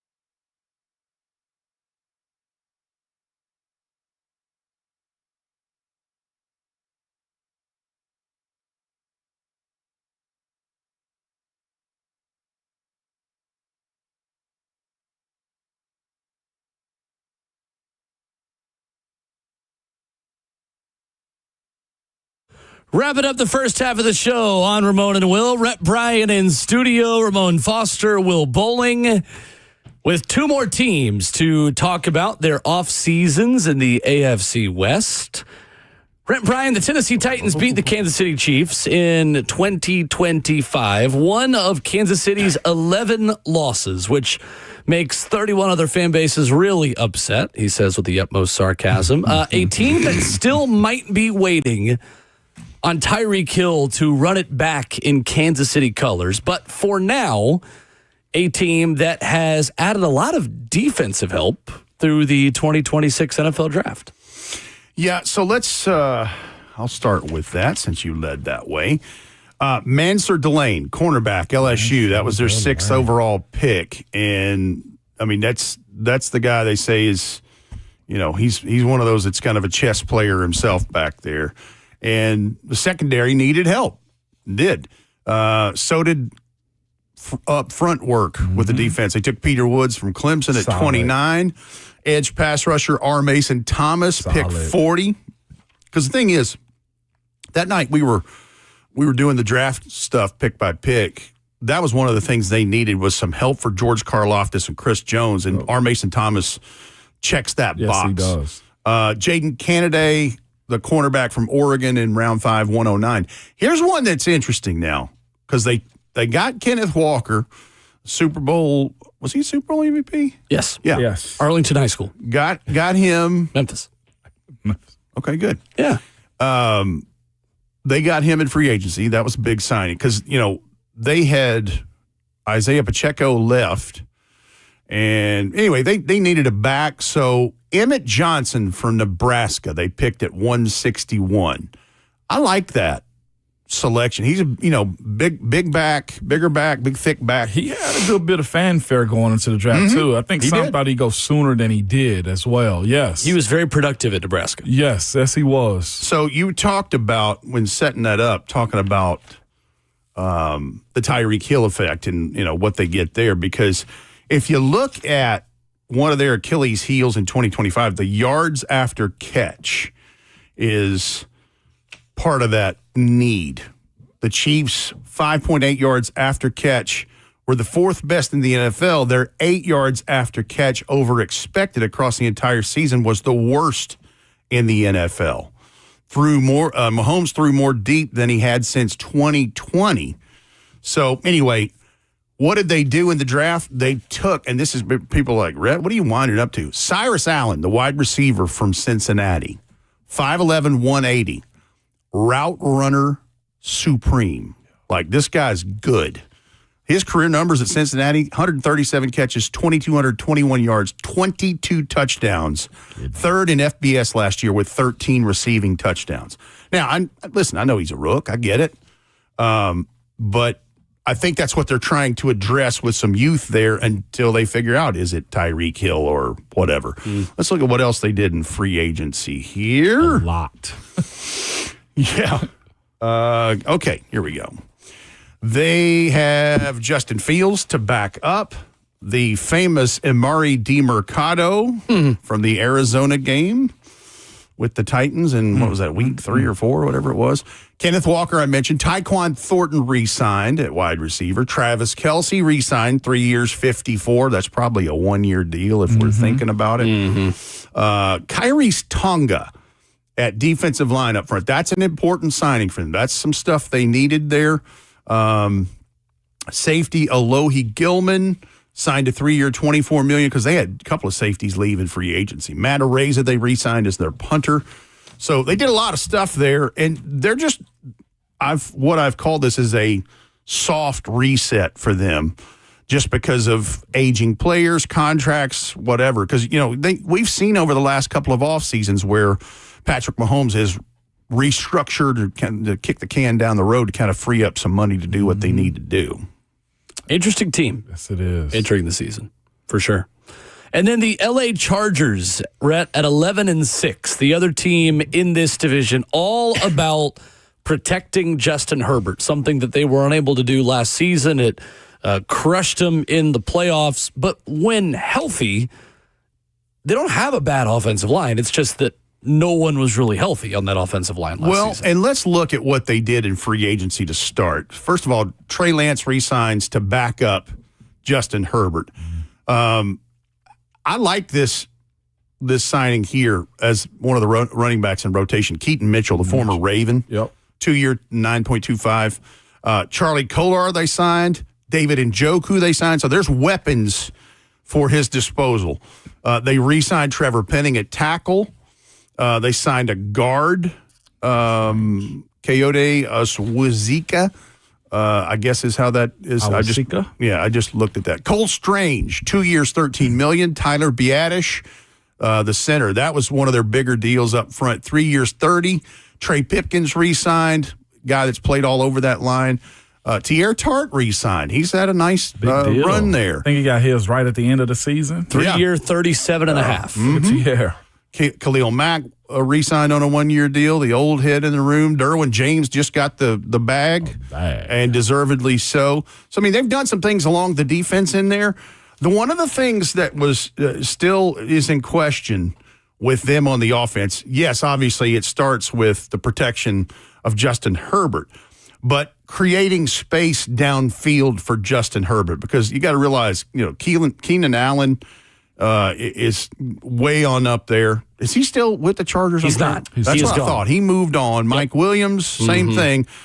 So I'm looking at one of the things they did to try to create space, and it didn't happen until round 4, pick 105, but Brennan Thompson, wide receiver, Mississippi State. Yep. Now, he's a smaller, slightly built receiving weapon return guy, but I've seen that dude in person, and my goodness, can he boogie? Yes, he can. So that is something that they've put eggs in that basket with. But they, their first pick, Akeem Mesidor, the edge pass rusher from Miami at 22. They got Jake Slaughter to infuse talent into that offensive line from Florida at 63. And then at round 4, 117, Travis Burke from Memphis. That's a guy that got a lot of pre-draft visits, the tackle from Memphis in there. And then a safety, Genesis Smith, and Nick Barrett, a defensive lineman from South Carolina. So that's kind of what that looks like, if who they had coming and going and what their need might still be, even though we will only see one of those 4 teams. And I'm so glad to say that aloud. Straight up. It's a fascinating division, and it's a deep division. It's one that certainly is led by Denver, but could be won by, you feel like, 3/4 of it between the LA Chargers, if Justin Herbert stays upright and healthy. And obviously we know what the Chiefs are. And then you got the Raiders, who I think should be a little bit better. So, fascinating division, and I'm curious how Kansas City really bounces back, Rhett, from the soft reset that they had last season. That is, I think that's the overriding theme is I feel like it is Denver's to take away. I was gonna ask you, Like someone has to take it away from them, and is it Kansas City? Right. Or is it, to your point, someone else within the division? Because right now, until Kansas City shows me that they are who they were, there's a question mark there. It's Denver's, right? I mean, but Harbaugh and the defense from the Chargers is going to have a huge say in that. And they got a franchise quarterback as well. They do. The division's going to be closer than I expected to be after looking at everything. I echo what I said a minute ago. I'm glad we're seeing one of those 4 teams, and that team finished last in the division. So, yeah, let's do that. It might be the division of well-built teams, though, from top to bottom. Like, just looking at how they're set up from the AFC West. Well, Ramon, we've been talking about this in the AFC overall, but certainly in that division, you can point to others. It's an arms race. Who's your quarterback? Oh, we got one of those. Now let's see what we built around it. East Coast got to get it together. There's nothing really cracking over here. Man, you talking about the Chronic earlier. This East Coast, West Coast thing is getting crazy. But that's been a thing throughout time. NBA did it recently. The hot teams are now on the West Coast. Sure. Again. Well, and that's been a thing because, I just think about how many AFC teams have won it all in the last 20 years. And you can even set the New England part of it aside. But, when I was much younger, it was NFC every year. Cowboys, 49ers, whatever. And Buffalo just kept hitting the ceiling. So it's cyclical. Same thing in baseball, too, the Dodgers. Yeah. Well, Yes. Dodgers and Padres. Dodgers Both and Padres. fantastic. Very true. Interesting. Rip Bryant in studio with us. Thank you, sir. Good to see you. Appreciate Good to it, Rat. see you all. Coming up in hour number 3, DJ Bien Ami from ESPN covers the Houston Texans. He will join us at 8:20. But when we come back, the Colorado take on the new Nashville Predators general manager. We'll tell you what one beat writer said about new Preds GM and president of hockey operations, Chris McFarland, coming up after this.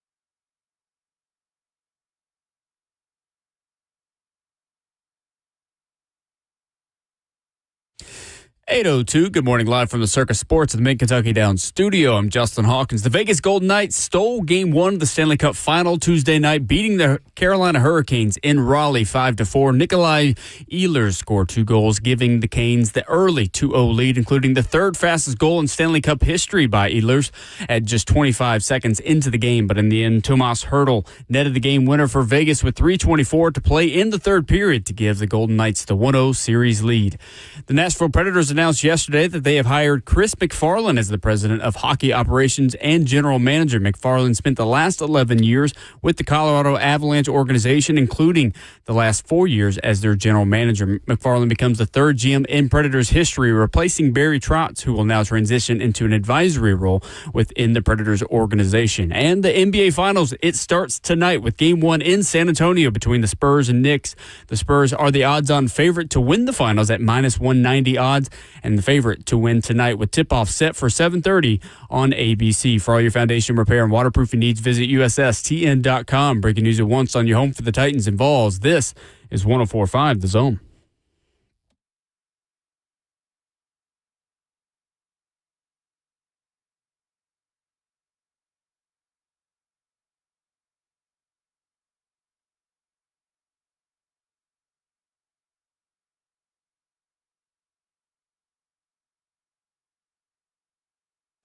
The wait is finally over for the new general manager of the Nashville Predators. It's Chris McFarland from the Colorado Avalanche.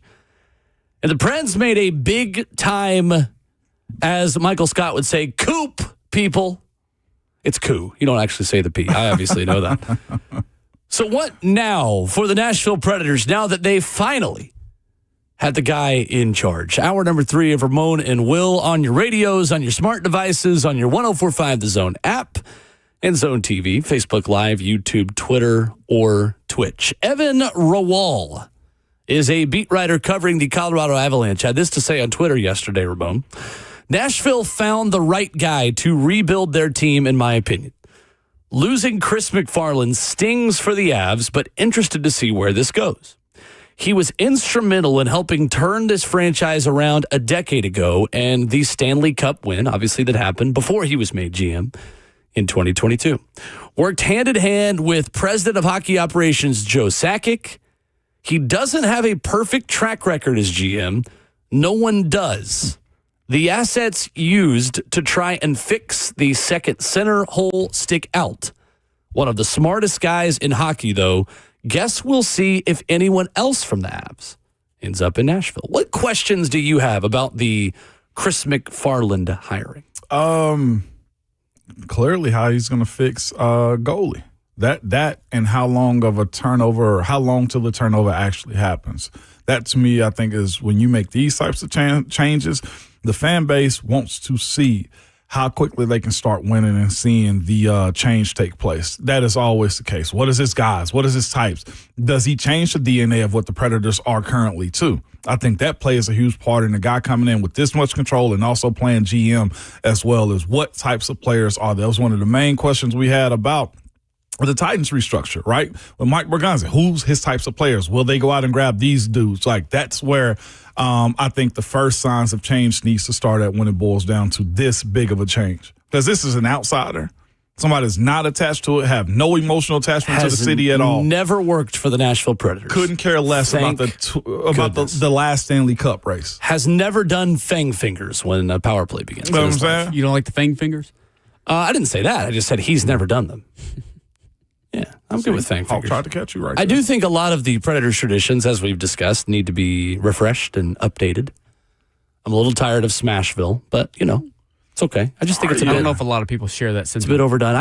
I've seen it a lot, actually. I think that's what makes the Nashville Predators the Nashville Predators. Oh, what makes them the Predators is they play hockey, and but the thing is, they win games. It's cool when you win. Yeah.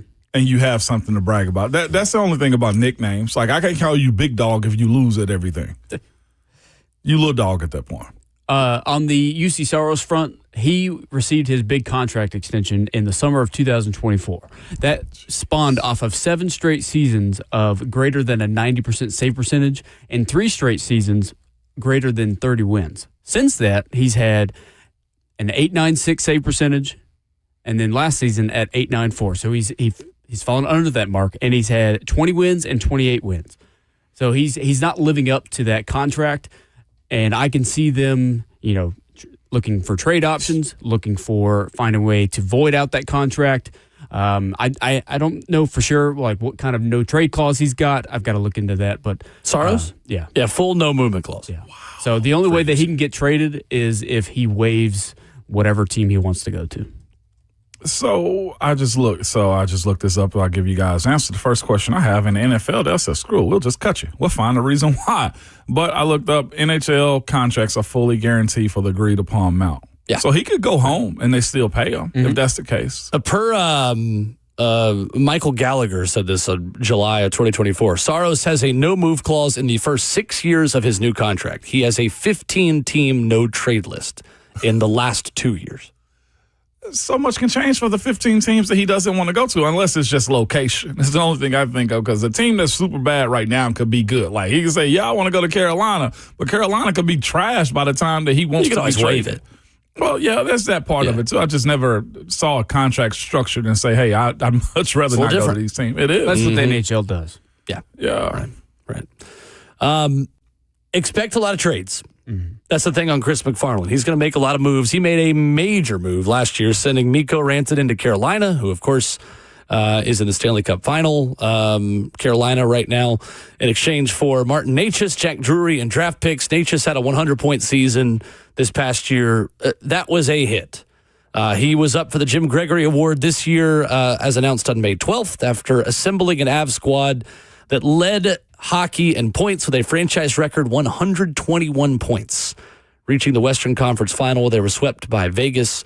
The Avs had 15 different players record at least 20 points, tied for the most among all NHL teams. 11 different skaters scored at least 10 goals. Moves for Nazem Kadri, Brock Nelson, Scott Wedgwood, and Mackenzie Blackwood. That's the big thing that he did well in Colorado, is a season ago trading both of the opening night goaltenders and getting Mackenzie Blackwood and Scott Wedgwood, who won the Jennings Trophy for allowing the fewest goals in the NHL this season. The negative on Chris McFarland is that he has left Colorado in a little bit of a mess because of the amount of trades that he's made and how aggressively that he has moved pieces around to build a contender. The prospect pool is one of the lightest in hockey. The draft picks that they have, again, they are depleted. And so perhaps that is some of the motivation for Chris McFarland, aside from not only being GM, but being president of hockey operations. Perhaps part of the motivation to go ahead and move on from Colorado. They got swept. They're kind of in that awkward spot of the regular season was great, but changes still probably need to be made. And there's some Avs people you'll read on Twitter who want Jared Bednar, the coach, out. We'll see what this means for him. See what it means for, obviously, Andrew Burnett and the Nashville Predators. But I would say, at this point, don't be surprised if anybody is moved who is a Nashville Predators player, considering the amount of trades that Chris McFarland has made. My big question is, who do you build around and who's shoppable that maybe wasn't available on the trade market for a different general manager or even for Barry Trotz? So him moving those two goalies is like changing out or trading away your starting centers in the NFL. I don't really know if there is a one-to-one comparison because goalie is maybe a bit more important than center. It's maybe like changing both your starting tackles. Maybe that's the better comparison. But then again, only one goalie starts per game. Yeah. I just don't think there's a great center and tackle. I don't think there's a great one-to-one football comparison on goalie. Center and tackle is the way I view that one. Maybe both your point guards. That's probably the better comparison to make a basketball analogy. Oh, look at us. Oh, by the way, NBA Finals start tonight too, by the way. They do. Yep. Hawk, as a lover of NHL, you excited for this move? Because I feel like you feel the heartbeat of hockey. Yeah, I'm just excited for... I know more than myself. Probably a new direction of what the Predators are going to do. Maybe offload some of these contracts that they just signed with, like I was mentioning earlier, with Steven Stamkos and Brady Shea and Jonathan Marchessault. These are legends here, though. Are they? They've only been here for a couple of years. Oh. Who's a legend? I thought Brady Shea was. No. Steven Stamkos is a legend in the NHL community, but he's a Lightning legend. He's not a Preds legend. Yeah. Okay. He's just one of the most well-known players. But the only legends in the Preds are if you want to call them legends, is Roman Josi and Philip Forsberg. Okay. Other than that, nobody's really safe in this new hire. I don't know if you're keeping somebody within the organization, then you can say Forsberg or Josi is safe. But at the moment, who's to tell me that they're safe right now? Because this team needs a major improvement. Yeah. You've got to find the young guys to build. Like a Luke goalie. You got to like a Luke Evangelista is a guy you want to build around because he's a good second line winger that can come up. Philip Forsberg is Philip Forsberg, and he's had another 40-goal season, which is great. But that's the state of the Nashville Predators to say that a second line winger is someone to build around. Right. The Nashville Predators have never had an elite forward at the elite of the NHL level. And I do not believe that you can win a Stanley Cup without that elite scorer, that elite offensive player. They've had elite goaltending. Pekka Rinne has a statue out front, and for good reason. Jussi Saros was, at one point, a Vezina caliber goaltender. Obviously, before that, Thomas Vokoun, Mike Dunham. We can go back to the very beginning. I mean, the Preds have always been solid defensively and solid in goal. They have not been as solid defensively under Andrew Burnett, and they still don't have that elite top 5% of the league winger. Philip Forsberg is a great offensive player. He is not elite. Yeah, I think Philip Forsberg would agree with that. He's a good supporter. Yeah, and Matt Duchene, and Philip Forsberg combined to kind of bring that in two people. But again, they're both great. My problem with the Predators is that, again, they didn't do enough to assemble the draft capital this year to go get that guy. And until you do, it's like not having a quarterback. Yeah. Who is your top goal scorer? That's the best football comparison that I can make. Your top goal scorer kind of being the QB. It is an essential part of being a championship team. And in my opinion, they've not done a good enough job to draft and scout and find that player, but they also haven't done a good enough job balancing purgatory in the NHL or picking a side. They've tried to be competitive without really being competitive and also really not being bad enough to go draft that player. Yeah. What do each good hockey team needs? Is it like a big three that they You need a great goaltender and you need, great goaltender would be number one. Okay. I would say number two or 1B, however you want to put it. You need an elite scorer to be the guy to go get you a goal when you need it. But even that guy is not on the ice as much or even close to as much as the goaltender. I think you need, I don't know, Justin. What's the criteria of what you need? Yeah, quick. It's goaltender number one. You got to have somebody that stops the puck. If you don't have somebody that stops the puck. Well, okay, but you can score all day long, but what if you give up at just as many goals? Yeah. So then it's at 1B. You need like a Colorado's Nathan McKinnon, who can get you 120 points a season. I think you need multiple lines that can score consistently, and you need multiple defense. There's so much. We don't have time to get into all the draft. Yeah, it's hard to do it through the draft too. We'll talk Texans with ESPN NFL Nation reporter DJ Bien Ami coming up next as we continue to preview the AFC South with the only team we've not yet talked about, Houston, after this.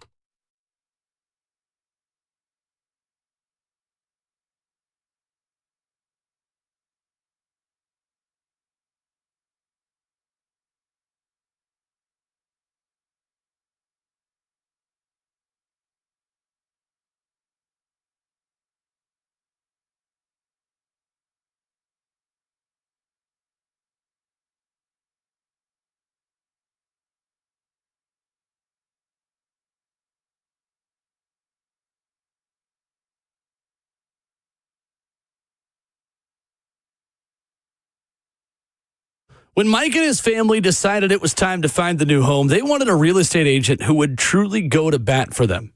And that's exactly what they found with Bernie Gallerani Real Estate. What's up? It's Will Bowling. From the very beginning, the experience was nothing short of outstanding. The team worked hard to help them find the perfect home in Legacy Farms and then went above and beyond to make sure every detail was addressed. And we truly mean every detail. When it came time to negotiate, Bernie Gallerani Real Estate didn't just focus on the big picture. They fought for the little things, like getting the window blinds included. It's those small touches that remind you your real estate agent is truly working in your corner. For Mike, that made all the difference. So if you're looking for a real estate team that will advocate for you every step of the way, sweat the small stuff so you don't have to, and make sure you walk into your new home with everything you need, Call Bernie Gallerani Real Estate today because the right team doesn't just find you a house, they make sure it's home from day one. Visit BernieGallerani.com. Call him at 615-428-2644 and ask him about his guaranteed 30-day sale program. 615-428-2644 online at BernieGallerani.com.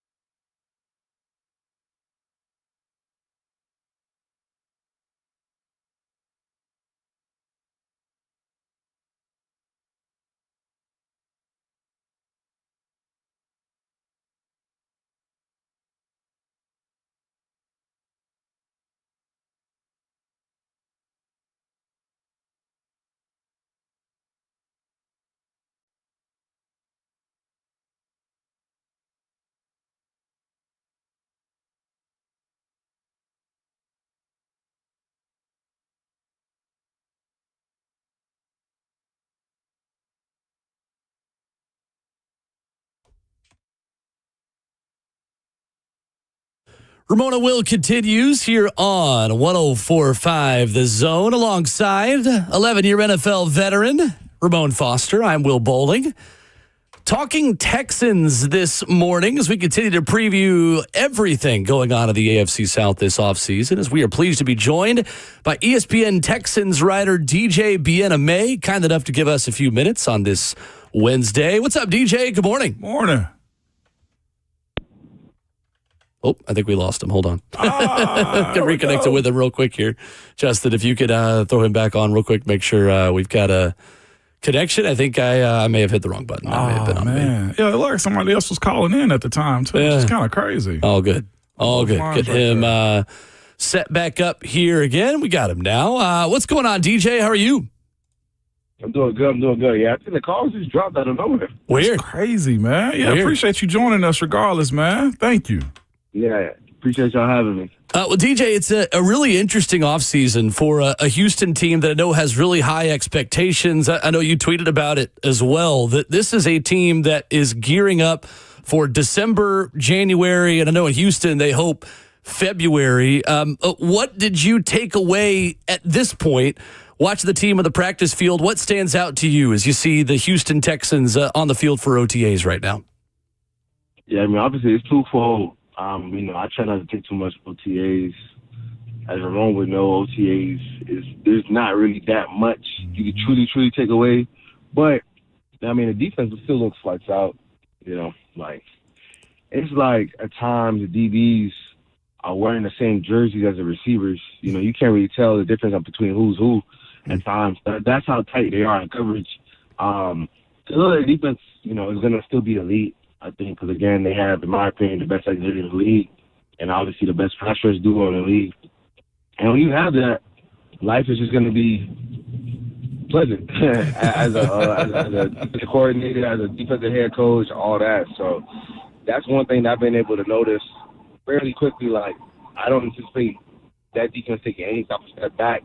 Because, again, it's a type of defense that, they don't have too many keys, but it's complex enough to where it can confuse the offense, but it's simple enough for the defense to where they can play fast. And a lot of times playing defense is just about being in the right spot, playing fast and allowing your offense to do the rest.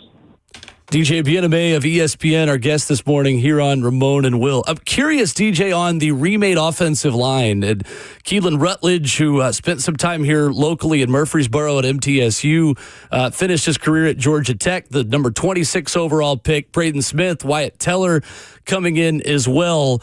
How much confidence do you think the Texans have in this remade offensive line doing a better job protecting C.J. Stroud in 2026? Hello? Yeah, we got you still. You got us back here? I think we got a little bit of a shaky connection here. Can you hear us now? Let's see if we can throw him on hold real quick, Justin, and get a better connection here. But he is 100% right, though, Ramon, that that is certainly a great way to live in this league when you have the best defensive front in football, perhaps. Yeah, no doubt about it. Like, they're in a position where it's just see ball, get ball when it comes down to that defense, which is why I'm high on them, considering how much havoc they can cause to an opposing offense, just because of the four that he mentioned right there. 2 edge and 2 corners who you've watched them continually get better and better each and every year, man. I'm interested to see what it's going to look like. Of course, Kamari Lassiter playing a part of that, and Derek Stingley Jr. as well. He, to me, is one of the best young corners in the league, hands down. So much so that he's one of those young players that's starting to get an island when you talk about him. No doubt. DJ, you got us now? Yeah, I think it was me. I think it was me. No problem. My signal back. I'm good. All good. No, you sound loud and clear. Was asking though about the offensive line, DJ, and just obviously the big pick you make with Keelan Rutledge. Houston does with pick 26, Braden Smith, Wyatt Teller coming in. How much confidence do you think this organization has in this offensive line doing a better job protecting C.J. Stroud this season? So, that's a good question. I would say they got a lot of confidence in that. If you ask Nick Caserio, he would say the offensive line for a pass blocking standpoint did a really good job last year. He kind of gets snippy when anybody mentions that because he's like, well, we allowed the fewest sacks in franchise history. It's like, I guess, but we kind of saw both playoff games. CJ was under some good rest. And you got to run a lot of quick game and get the ball out of his hands quickly. So, most offensive linemen in the NFL can block a 3-step drop consistently without having too many issues. What they really want to improve was being able to consistently move people off the line of scrimmage and run the ball. That's what they really want to be. They want to be a run-first team and not necessarily have to rely on CJ's arm. So I think that they might have been able to accomplish that. But, again, we have to see it all come together in that aspect. I'm always big on, when you pick up offensive linemen off the street, not off the street, because obviously they signed Keller and they got Braden Smith. My question is always, why were those teams willing to let those guys walk if they were that important when the offensive linemen are probably the most important they've been in the past couple of years, especially now with a lot of I think you have to be able to move guys off the ball and get and be able to run downhill. So that has me wondering, why would they so willing to walk those two guys? But I like their first-round pick. We'll see how he comes together. He might play center. He might play guard this year. It really all depends. So that's kind of my viewpoint on how the offensive line is coming together. Obviously, Ariante has to take another step, right? Because he can't be at the same level he was last year because that won't be good enough, right? He kind of gets the rookie bump. That's a rookie evaluation where, it's like with a little kid where it's like anything they do is, oh, it's so cute, it's so nice. But then when they get a certain age, it's like, all right, you got to start operating at a, older kid level or whatever, same with offensive lineman going into year 2, everything you did, or a rookie going into year 2. We have to see you now start to be a difference maker.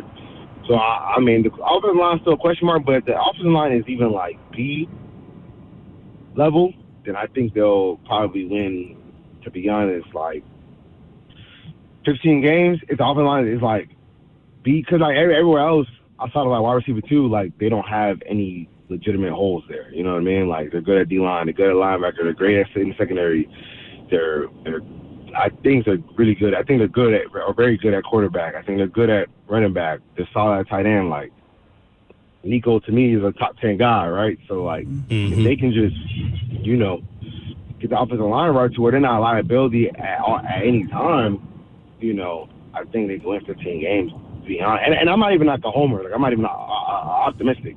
I'm usually pessimistic. I usually err on the side of pessimism, being a little pessimistic because, most of these teams, unless you're Kansas City, peak prime Kansas City, peak prime Patriots, most of these teams don't ever amount to much, if we're just being honest, right? So, I'm usually, when teams get overhyped, I'm usually err on the side of being a little pessimistic. But I think this team, based off of the roster, schedule, could be a team with the offensive line is good.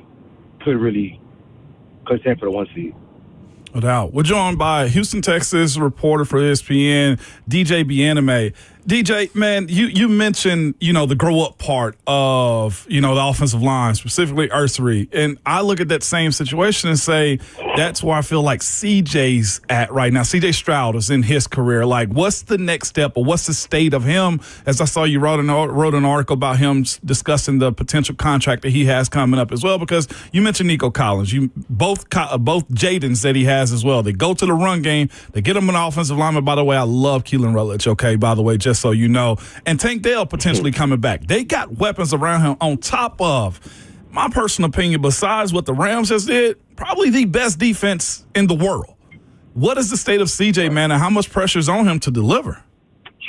I think it's a lot of pressure on him to deliver, if I'm being honest. I think in a way that, I covered the Jets for 1 year, a year and a half, but I was able to still keep my pulse on, at least the fan base, the media, obviously on Twitter. When they had Zach Wilson, I was there on Zach Wilson's first year, and I kind of remember when Zach kind of lost the fan base. I want to say it was when he got benched against the New England. Well, after they lost to the New England Patriots, where the offense put up negative 3 yards or something in the second half, and he took no accountability for that. And I remember at that point, that's when Zach lost that fan base. CJ hasn't got to that point, but I would say that Patriots game is the game where the fan base became split on him, because I think collectively in Houston, across the nation, everybody thought once Bo Nix broke his ankle. Yeah. Whoever won that Patriots Texans game was going to the Super Bowl. So, in all honesty, all CJ had to do was not turn the ball over, 4 times. It could have been 1 time. To be honest, it could have been 3 times minus the pick 6. Yeah. And there's a good chance they win that game. Right? Because the defense was, for the most part, still giving Drake May and that offensive line all that they could handle. So I think there's a lot of pressure on him, in all honesty, because a lot of people around the Texans in the building feel like, hey, we have the team we need to get this. I mean, Will Anderson was talking about it yesterday. He said that we have a Super Bowl caliber team. When we asked him, like, hey, is it fair to put a Super Bowl expectation on y'all? He said, yeah, no, it is. It is fair. So, I mean, if the offensive line is good, if defense is top 1, which I think they should be, because I think they were top 1 last year, top 2, like, you have everything you need to be able to get to where you need to go. I'm not as high on their weapons as you are. I mean, I think they're super Nico dependent. Oh. But we have to see how Jaden Higgins and Jalen Noel progress in year 2. But I still think that they're good enough to where if Nico's there, there's no excuses, right? So there's a lot of pressure on him because it's just like it's put up or shut up, right? If he does not perform the way he needs to this year, like now we're in a situation where do you trade him? Do you keep him? Because it's hard to let him just play out his 5th-year option, right? And his agent's David Mullighetto. Like, we got to be real there. Like, David not letting him play out his 5th-year option. No. Right? Like, that's not happening. No, he's right? not. Like, so I also think there's a lot of pressure on Nick Caley, too. Like, I think Nick Caley has to evolve as an offensive coordinator from a passing attack, right? Like, I like his run game ideas, but I do think the passing attack was bland a lot last year, right? I think it was super bland. Like to me, where I'm not like most media, most media reporters. I understand ball a good bit. Obviously not to Ramon's level, but a good enough to where I can see what's happening and have actual football X's and those conversations with people behind the scenes and in the locker rooms and whatnot.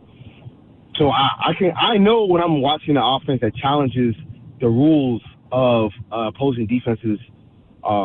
Responsibilities and their rules and all that aspect. So I can see. Nick Caley doesn't do that enough. So he also has to take that next step and grow up in that aspect and consistently check. I remember when I watched the Jags versus Texans, especially that first game that they won, the Jags that won. Liam Cohen was challenging a lot of the rules that DeMeco Ryans had, right? And putting guys in stressing them in that aspect to where they can't necessarily only rely on athletic ability, that they're actually kind of might be out-leveraged here, out-leveraged there. Nick Caley didn't do that enough for me last season. There's too many routes where they get into the sticks and they're stopping, right? Not enough vertical, challenging routes, things of that nature. So I want to see him mature too. But again, at the end of the day, if CJ doesn't perform well, regardless of what the scheme is, the eyes going to come back to him, and then the Texans want to make a huge decision next offseason. Do you see a situation with David Mullighetto, as you said, who is a shark when it comes down to contracts? Do you see him creating noise if CJ doesn't get the deal done going into the season too? Because, I mean, this plays a part. He just watched Will Anderson Jr. get broke off. Okay? So it has to be there. We as players say, I'm here to do my job. I'll let my agent. That's crap. That's lie. For sure. Do you see a trade, or do you see them just letting them play it out? That's a real scenario with a lot of these young quarterbacks. We just saw Miami just get rid of Tua because they felt like they had to pay him and he didn't live up to it. This could be a similar situation where you're in that window right now. Yeah, I would say they'll probably let him play it out this year since it's year 4. Yeah. But going into year five, like it's kind of put up or move him. You know what I'm saying? Like I don't think it makes sense to go into year 5, no deal with CJ. Because if I'm being real, like CJ isn't stupid. Right. To be honest, the best way to describe CJ is in terms of him as a quarterback, personality wise, the way he kind of like views the NFL. He's kind of like a basketball player. He's like an NBA player. So like star NBA players understand the landscape of the NBA, and he understands the landscape of the NFL in that aspect. So he's a student of the game through and through. So he's not dumb at all. right? Like, he might not speak on it publicly and things of that nature, but he's not. If he goes into, let's say there's a situation where we're at the point next year where there's no deal, he understands what that means for him and his tenure in Houston. He understands that. He will 1000% understand that. And I think David also will understand that. And, things would have to, there would be some uncomfortable conversations that will be had in that scenario, But I don't think we'll get to that point, because I do think that if they do what I think they can do, he would have played well, right? So, so I don't see a scenario where it's that. And even let's say he's like solid numbers, but they go 15-2, I still think they would extend him in that situation. Yeah, for sure. Right. DJ BNMA, our guest this morning here, ESPN Texans writer, does a great job covering Houston at ESPN.com. DJ, great to catch up with you, man. We love the insight. We'll do it again soon. Appreciate it. No doubt. And I'd hate to be CJ Stroud right now, man. That's all I'm telling you. Everything's right but him is what I'm getting, man. And I had you guys higher on my Super Bowl odds list just based off the defense and just weapons, and I thought CJ would take that next step. You know what? We'll talk in person soon, man. I could go on and on about it, man, but he got a lot of pressure on him, dog.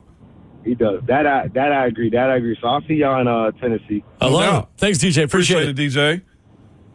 Good stuff. DJ BNMA with us talking Texans. I honestly, and he framed it in a really optimistic way, but I can't argue it because it's a really big if. But I think he's right. Like, if the offensive line is good and you can give C.J. Stroud a run game and you can ask him to do a little bit less with a healthy Nico Collins, I think Houston is as good as anybody in the National Football League. Sure. Anybody in the National Football League. I would put them up against anyone because they have foundational principles up front and at the skill positions on defense that are championship level. For sure. And he's right. That team could win, let's go 13 to 15 games, like legitimately. Yeah. They have the structure. Their ceiling is as high as anyone in the AFC. I could confidently say that. Yeah. That was fascinating hearing him say, I'm not overly optimistic about the weapons. I do think the Jalen and, of course, Nico Collins, and they go get a running back and try to rebuild his offensive line. I felt like those were good starting points for an offseason. Sure. I think the thing that really is interesting with them is the impact of David Montgomery in the run game. And to his point, I think he makes a great point. They remade the offensive line not just to protect CJ better, but to run the ball more effectively and to be able to open up more holes and space in the run game. They were 29th in yards per attempt last year in the run game. They ran the ball somewhat well at 22nd because they were protecting so many leads. Right. It's below average, but 29th in yards per attempt. I think that's probably the thought process in Houston is if we give C.J. Stroud a more effective run game, a more consistent run game, beyond Woody Marks and a shell of Nick Chubb, what does he look like? So, good stuff. DJ was good. It is. It's either fight or flight for, and I know it's that's for everybody that's living life, but he could go from making $300+ million in C.J. Stroud or find himself on a 1-year, $20 million deal somewhere. Right. 615-737-1045 is our number as we continue here in hour number 3. There is an announcer in a major sport who took an incredible shot at a pro athlete yesterday on a TV broadcast that we'll talk about coming up next.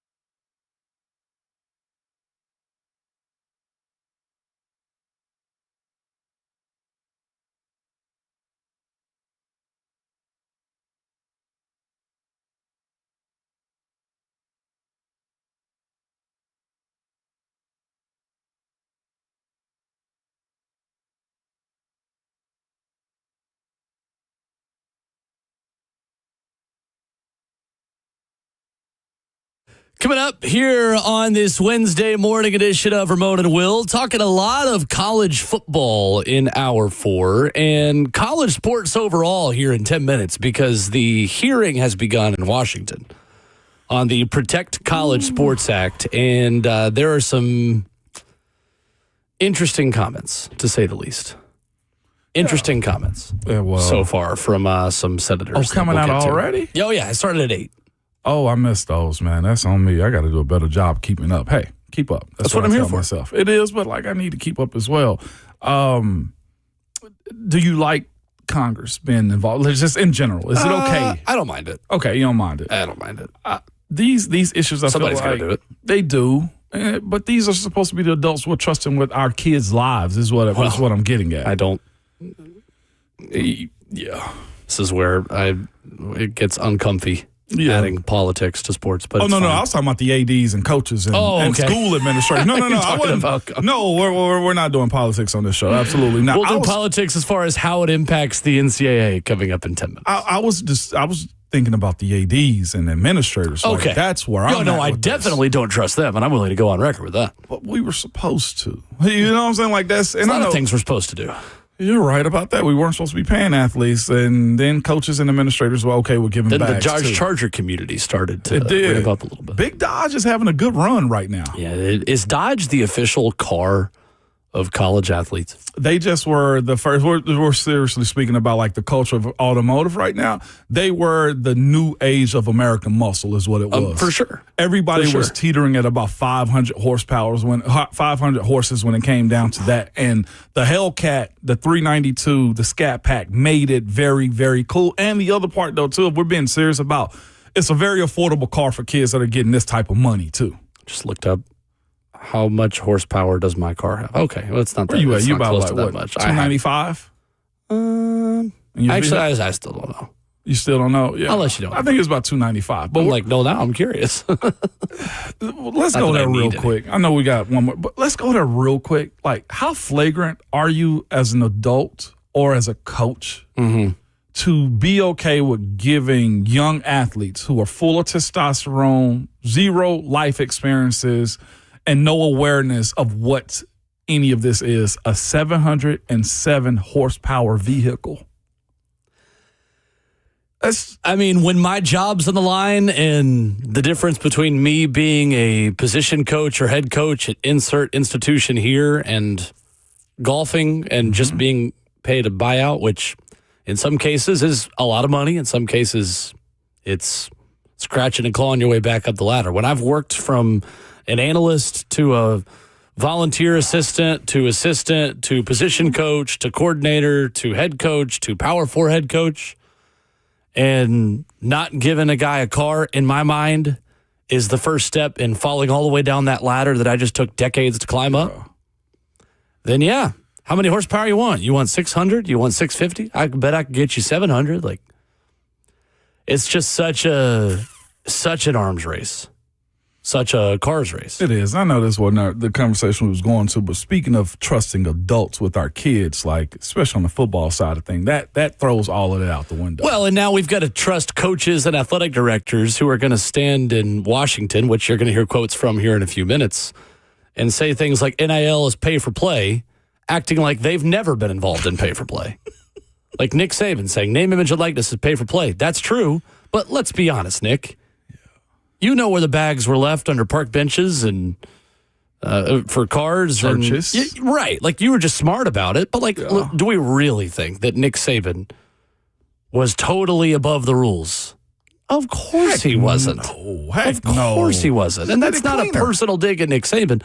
That's not me being a Tennessee fan. Tennessee was doing it. Everybody was doing it. If you wanted to be taken seriously in this sport, you were just good at cheating. Mm-hmm. If you were bad at cheating, Jeremy Pruitt, you'd get caught, or you wouldn't cheat for the right players and you'd still lose games. It's just you were still doing the good parts of the sport. Nick Saban is the greatest to ever do it. He's still an elite football mind and coach. It's not denigrating any of his accomplishments, but that's the funny part to me within all of this is that the people representing things and arguments that need to be made also broke these rules. Absolutely. They just benefited from it in an era to where Indiana wasn't cheating. And so they weren't relevant. Vanderbilt wasn't doing the same things and spending the same money.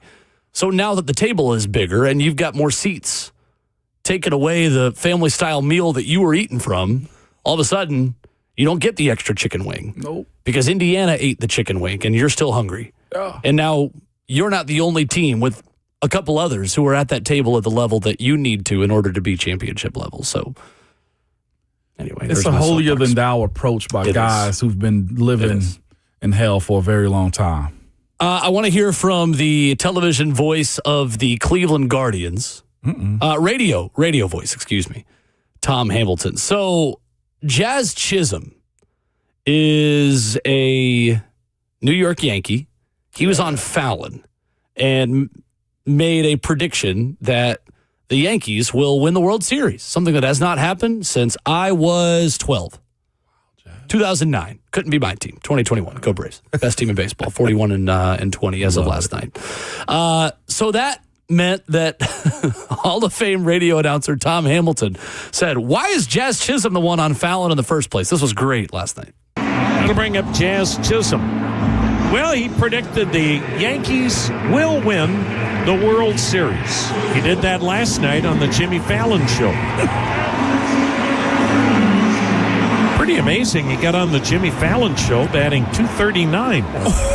Got him. He was there.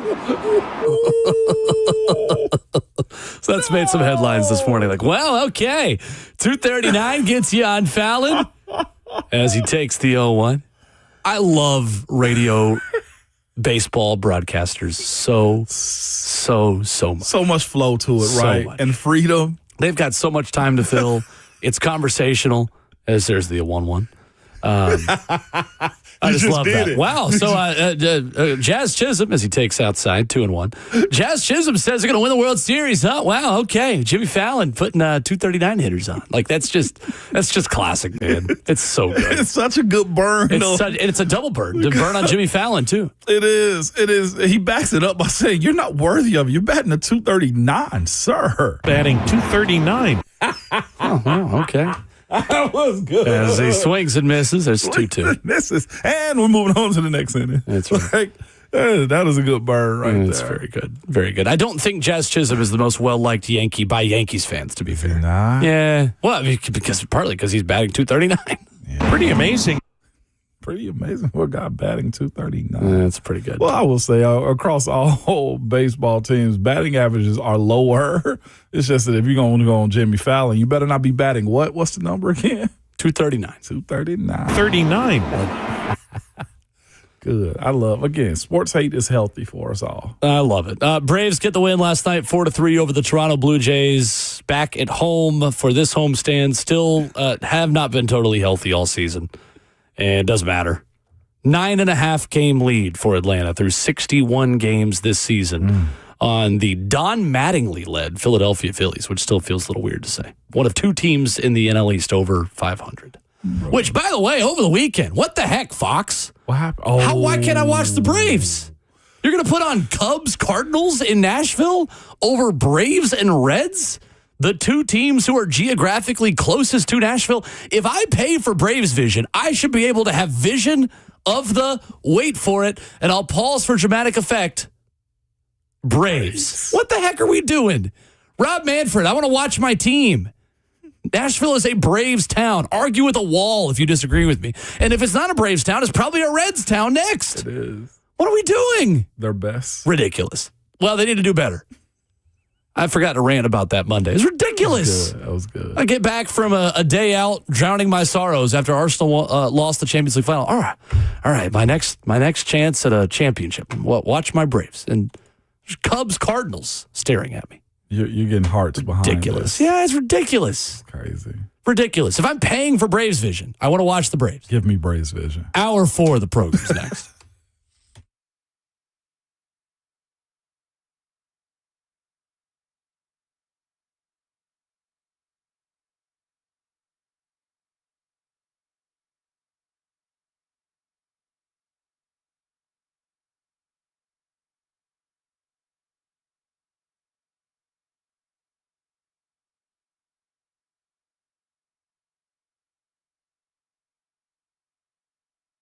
It's Ramon Foster for Hiller Plumbing, Heating, Cooling, and Electrical. Good people, nobody likes dealing with those issues whatsoever, whether it's your plumbing, your HVAC, or electrical. It's going to heat up in the South. Y'all know that, man, and it's about time for you to call Hiller or go to their website so they can come out and service your units just so you know they're going to work properly through the summers because they will be taxing. You guys know that. If you got an electrical issue around your house, too, I'll reach out to for Hiller for those types of issue, man. But I do know this. When you call Hiller, the experts are going to solve your problems quickly, and the price you're told is the price that you'll actually pay. There are no hidden fees or surprises on your bill at all, and that is the comfort that you need right there. Hiller's been in business for over 35 years and are family-owned and operated. The techs, very professional, experienced, and trustworthy, and they're all background and drug screen as well. When they're on their way, you'll receive a photo of the tech and a link to track them in real time so you're not sitting around wasting your time. Their motto is, and they truly believe it, happy you'll be or the service is free. If you're not satisfied with the work that Hiller does, they'll do all they can to make it right. To learn more about them, head over to happyhiller.com.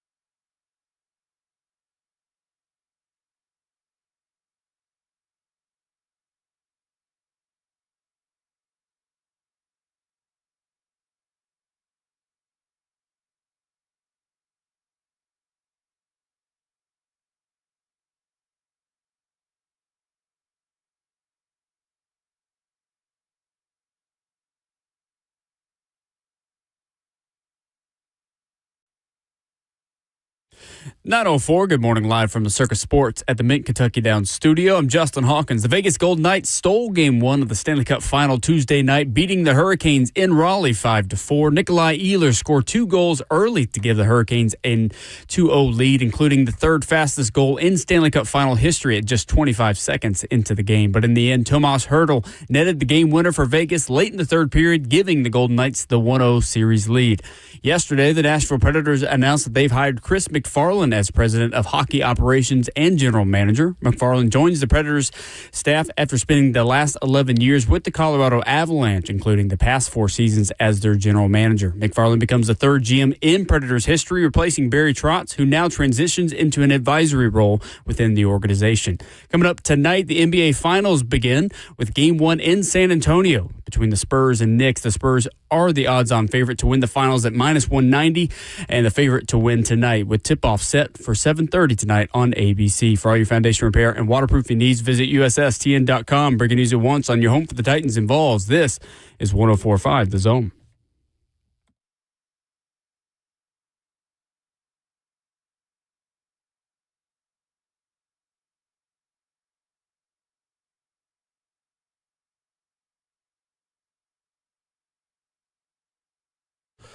Away we go into the fourth and final hour on your Wednesday morning edition of Ramon and Will. Appreciate Rhett Bryan and DJ BNMA for hopping in. If you're tuning in to normally hear Rhett at this time, he was on with us an hour too. You can subscribe to the Ramon and Will podcasts and get that wherever you download your podcasts. Interesting stuff in Washington today, as there is a hearing on the Protect College Sports Act, an act that, Ramon, yesterday the Big Ten and SEC released a statement about, saying, we don't want it. We don't want it. That's essentially what they said. Which is crazy. Very short version. They've been asking for so much help. They have. They absolutely have. They're getting help. And they said, no, well, we don't want this kind of help. They must have got some bad news in that letter they received, huh? So Paul Feinbaum, I think, made a good point yesterday on his show on the SEC Network. He said it was a major fail by Ted Cruz on the Protect College Sports Act, clearly showing he rushed this thing out to get publicity and attention. He said, why in the world would you introduce a bill as significant as this is without getting the support of the Big Ten and SEC? It is slipshod legislating at its worst to introduce a bill without the 2 biggest guns in the room supporting it. And to have a hearing tomorrow without the support of the SEC and without having the SEC or Big Ten commissioners there is really downright legislative malpractice. I agree with some of that. Some of it, I think, respectfully, he is being a good representative of the conference with the name at the beginning of the network that he is on. Not saying that they're feeding him talking points, but I'm saying that he is aligned with Greg Sankey on that. And, of course, he is. Yeah, he is. He's on SEC Network. That's who butters his bread. I will say, like, I mostly agree with everything that he said about this. Like, the idea that this is more of, Ted Cruz's benefit than it actually was for the actual bill is super unique. He know where he lives at in Texas and been in the SEC country. Heck, at this point, too, Big 12 country with old Oklahoma and Texas Tech being a part of it. He will win the people that don't read this over. And that's where a guy like Paul Feinbaum is kind of striking him down on this one. To not include the SEC and the Big Ten. I genuinely view this as he felt like he was trying to do the best for the entire league, right, not just considering the SEC. And this is where I will push back on the SEC and the Big Ten. You knew he was setting this bill up, this plan up for Congress. Reach out to him. I'm more than sure. I would bet $10 that they got Ted Cruz's phone number. Greg Sankey's got his number. No question. He could have called in. No question. I think this dust up publicly is to gain more power. Well, and this is where the negotiation part of this does begin, because there will be changes to the over 100-page bill that's being discussed in a hearing right now. So it's not going to happen this year is what I'm hearing out of this. I don't think so. There are people who do believe this will pass. I am not one of them. I'm not one of them either. I think they've got too short of a timeline, and I think they've got too many things to fix that just fundamentally aren't going to work. Now, I don't think it would have gotten this far if there was not genuine optimism from the senators involved in Maria Cantwell and Ted Cruz that it had a chance. And I do think that it has a chance. I just don't think it has over a 50% chance. So Nick Saban, in a sworn testimony submitted to the U.S. Senate, strongly supports this bill and urged Congress to act, per documents obtained by Ross Dellinger of Yahoo Sports. There's a lot in this. I'm not going to read the whole thing. Right. He says at the beginning, I am not representing any conference or team. I'm a former coach who cares about college sports. Getting back to kind of the foundation of what college sports are. He says, I believe in it because I've seen what it can do for young people. I've seen players come into a program needing structure, discipline, coaching, support, and accountability. I've seen them leave with a degree, a career, a family, and a better chance to be successful in life. That's what college athletics is supposed to be about, all of these things. He agrees. He says, I want to be clear, student athletes should be able to profit from their name, image, and likeness. He says, after a long paragraph, he says, but that is not the same thing as turning NIL into a pay-for-play system. It is not the same thing as using collectives and outside entities to create a bidding war for recruits and transfers. When the system becomes whoever raises the most money gets the best players, then we are no longer talking about college athletics as millions of fans and I have known it. Let's pause there. Thank you. Nick, buddy. Come on, Will. Give it to him. It's been forever. Whoever raises the most money gets the best coaches. Whoever raises the money gets the best facilities. Come on, Will. Whoever raises the money gets the best, here we go, Dodge Chargers. Come on, Will. For their recruits. Nick, how are you getting the number one classes? It's not just because you ran a great system, because you had resources that your school raised money for. Why shouldn't the players fully benefit from the free market that you benefited from when Jimmy Sexton would hold whoever the AD and president is by the hand and say, you're going to pay us this much. Let me write down the zeros for you. Come on, Will. Coaches benefit from free markets, and now the coaches are the ones putting their foot down saying, well, these bidding wars are out of control. You benefit from the bidding wars. You're the ones creating and recruiting the bidding wars. Let me keep going through the statement before we totally let me jump in. Nah, you go. Kalen DeBoer just got an extension for what? This is the bidding war. Are you mad at Kalen DeBoer for getting an extension? Right. This is the world that you're living in right now. This is where it's always okay for him. Coaches have points, but this is where they're just they're drawing lines for athletes that they would never draw for themselves. Bro, like what are we legitimately doing? Like, you had an advantage. Okay, you go in and floss your 6 rings that you won with. Right. Well, how did you get those rosters? Like, I know you're a monster when it comes down to recruiting, but this is what we said when this NIL jumped off. You can't just flash the rings no more. Right. We knew the money was a part. Adapt or die. Right. Carry on, Will. All right. He says Congress does not need to micromanage college athletics, but Congress does need to fix the mess in the courts and create a national framework so the people inside college sports can enforce fair rules. That, I think, is totally fair. No, I don't, for this particular reason. Coaches have micromanaged players' careers in football, basketball, women's basketball, baseball, and all of those things. I've seen coaches snuff out players and in their careers essentially by either degrading them or saying, you're just not going to play because I don't like you. I don't think that's his point, though. But I think the point is Congress does not need to be involved in college sports. But give us a system that way rule makers can actually create rules without then coaches going to courts and saying, please fix this for me. I just, in that that's hard, that's all he's saying. No doubt, in that hard sport and how competitive football is, they're wanting to micromanage everything about themselves while also being able to predict how they're going to manage the rosters, tell players what they can and cannot do. Well, also, you can't get paid this much money when nobody does it to them. Like, legitimately, like looking at this scenario in which they can just leave schools. Like, of course, Lane Kiffin's situation. You have, Nick Saban himself leave the NFL in the drop of a dime overnight.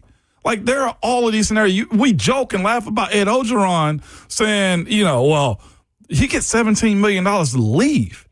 In that era, none of those players above board was getting $1,700 a month, really.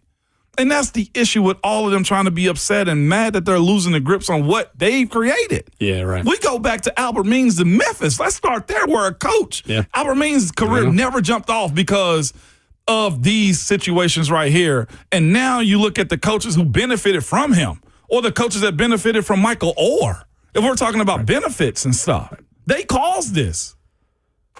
Nick Saban says it is not perfect. No bill on a subject this complicated will be perfect, but it is a serious bipartisan effort to bring order to a system that badly needs it. It protects athletes. It protects opportunity. It protects competitive balance. It protects the sports that do not always make money but still matter.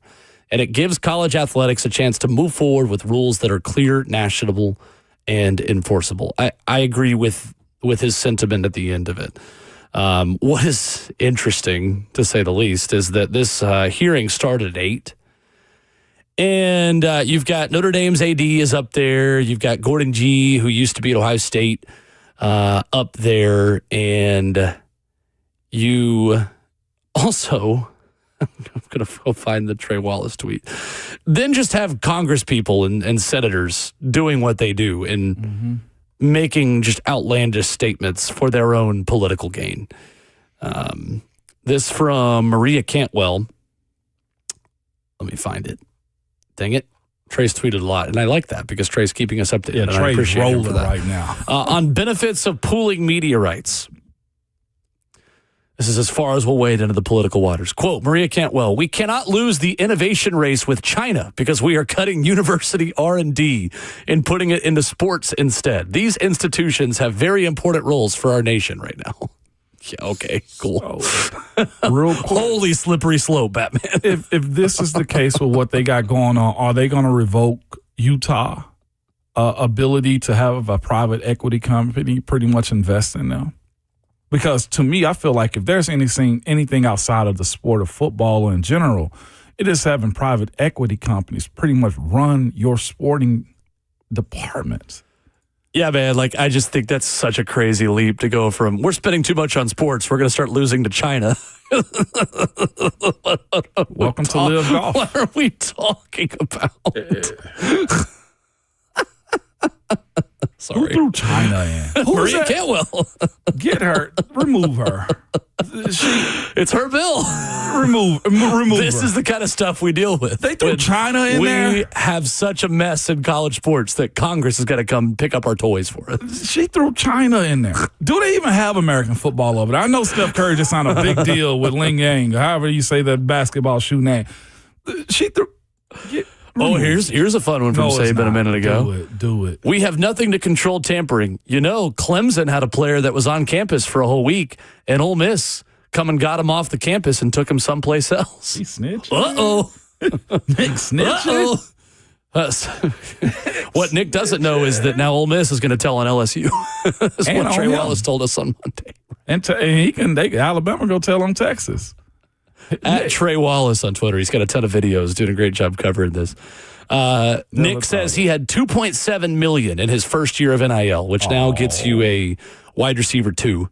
Then $7 million, then $10 million. After he retired, he said it jumped to $17 million, then $24 million. He says, quote, now you have schools at $40 million. Yeah, you do. It's just interesting to me that he does frame a lot of this as, well, I'm not representing my school or my conference. I'm just someone who cares about academics and cares about old school values in college athletics. Meanwhile, he's still getting paid by the University of Alabama. With an office. Yeah. He's still making money as an employee of the University of Alabama. And you know what? I will say this: with what he's done for that university and for sports, he should also be able to ride by his statue every single day. Adam tweets at us and says, at Ramon Will, y'all just hate greatness. Huh? What's greatness? What are you talking about? It's because we're critical of something Nick Saban said. I think Nick Saban is one of the better leaders in this sport right now, but he's also incredibly hypocritical in saying that we've got to stop these bidding wars for players when he's benefited in his own bank account for bidding wars for him. Exactly. Here's also what we're saying. Don't blindly follow either, okay? That's the other part. Just because you're an Alabama fan and you're protective of your coach doesn't mean that we can't be somewhat critical of a comment he made. I think most of his statement was actually good. I do too. But we got to call him a hypocrite when he calls it, when he does this. Because, Nick, he benefited from it. I got a bridge in Brooklyn and an ocean in Idaho, okay, for you. If you believe that they did not have backs, and I'm okay with the backs. I know Tennessee did. I know this. I know Auburn has. We know this, okay? There is nobody that is winning that ain't cheating, okay? It's just that simple. 100%. It's naive if you think that's not the case. Don't. Alabama has reason to be as angry about this new stuff as anyone because their seat at the top of the mountain has been taken. Because more teams can spend what they were now on top of the table, not under it. And a lot of teams are spending a lot more than Alabama is. Alabama doesn't have A&M money. Alabama doesn't have Texas money. It doesn't. They don't have Miami money. They have the alumni of what? No, they don't have all the Ohio State resources is. anymore. So I get you're kind of lashing out at us, but don't get mad at us. Nick ain't walking through that door. He not going to date you no more, okay? Coming That's up, just where I'm at. there is a report from Matt Zenitz and Chris Hummer at CBSSports.com. Inside the Tennessee quarterback battle, could five-star freshman Faison Brandon be the Vols' day one starter? You sure we can criticize Tennessee? We'll talk about that coming up next.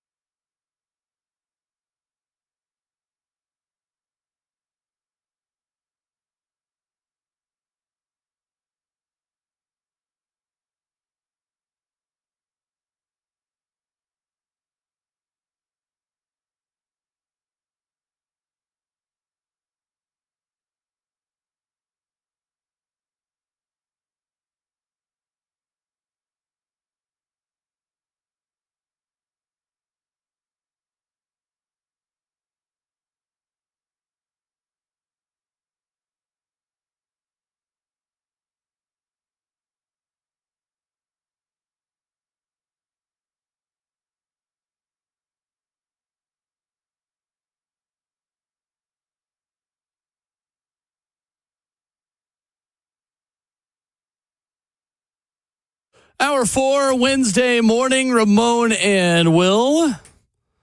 Ramon Foster, Will Bowling, 615-737-1045. New details and some anonymous sources talked to Matt Zenitz and Chris Hummer about the Tennessee quarterback battle. Some interesting stuff.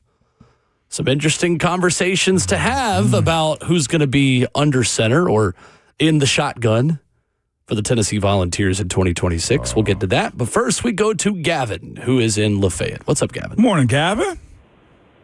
How's it going, guys? I got two things. First, I may be one of the very rare ones, but I love when we get into football. I love hearing about Preds. Talk about the Braves as much as you want. NSC. I love it. But my thoughts on the NIL is just get rid of calling it NIL. It's not what they put out. It was supposed to be you getting paid for sponsorships. At this point, it's just payroll. Yeah. Let's call it payroll as what it is. Schools are paying these kids the money. I'm all for them making money. But there needs to be some kind of rules. They need to have either a salary cap. They need to have contracts in place that are actually binding instead of, well, we're going to leave and we're going to take this wherever we want to, throw it in court. We'll get out of this any way we want to. But right now, you can sign a 3-year deal, and I'm sure these kids are getting more money to sign these 3-year deals instead of if we're just saying, hey, it's going to be a 1-year deal. Mm-hmm. They're talking them into, hey, we'll be here for 3 years. Give us, $3 million a year instead of just renting us for a year, 2.5. Guess what? End of that year, they're leaving anyway, and they, take another $500,000 from them. Yeah. There just needs to be some kind of rules and regulations on it. So, not just throwing money at the wall every single, kind of like the Chaz Coleman situation. Mm-hmm. Yeah. And I know they haven't paid him, the full amount, but now they're out, $3 million of their budgeted NIL money this year.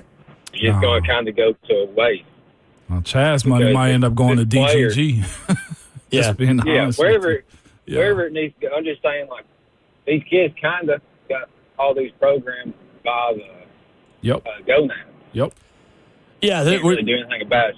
Hey, Gavin, we appreciate the call. We've got to move on. And here I agree with and him keep it rolling, on most of what he said. You make good points for sure. I'll just, before we go into this next topic, what I thought NIL was going to be like local business sponsorship, the ability to do that. Like, I know Nike got their athletes, Adidas does, Under Armour does as well. I thought this would be like, hey, Ford of Knoxville, hey, Tourist Ford want to sign a Vandy player and stuff like that. That way, like, name, image, and likeness. And that's a very small percentage. Is what I thought. But the community component of what college was, I thought is what the ability to earn was going to be. Yeah. And it's not. It's, as he just said, Gavin said, it's payroll. I know he mentioned Chaz Coleman. I know from the outside, that seems like another Boo Carter or another Nico. I don't think it is. I think Chaz Coleman is an isolated incident. And from everything that's reported, Chaz Coleman, who had a concussion, came back from that concussion and didn't feel like he was ready to really play football again.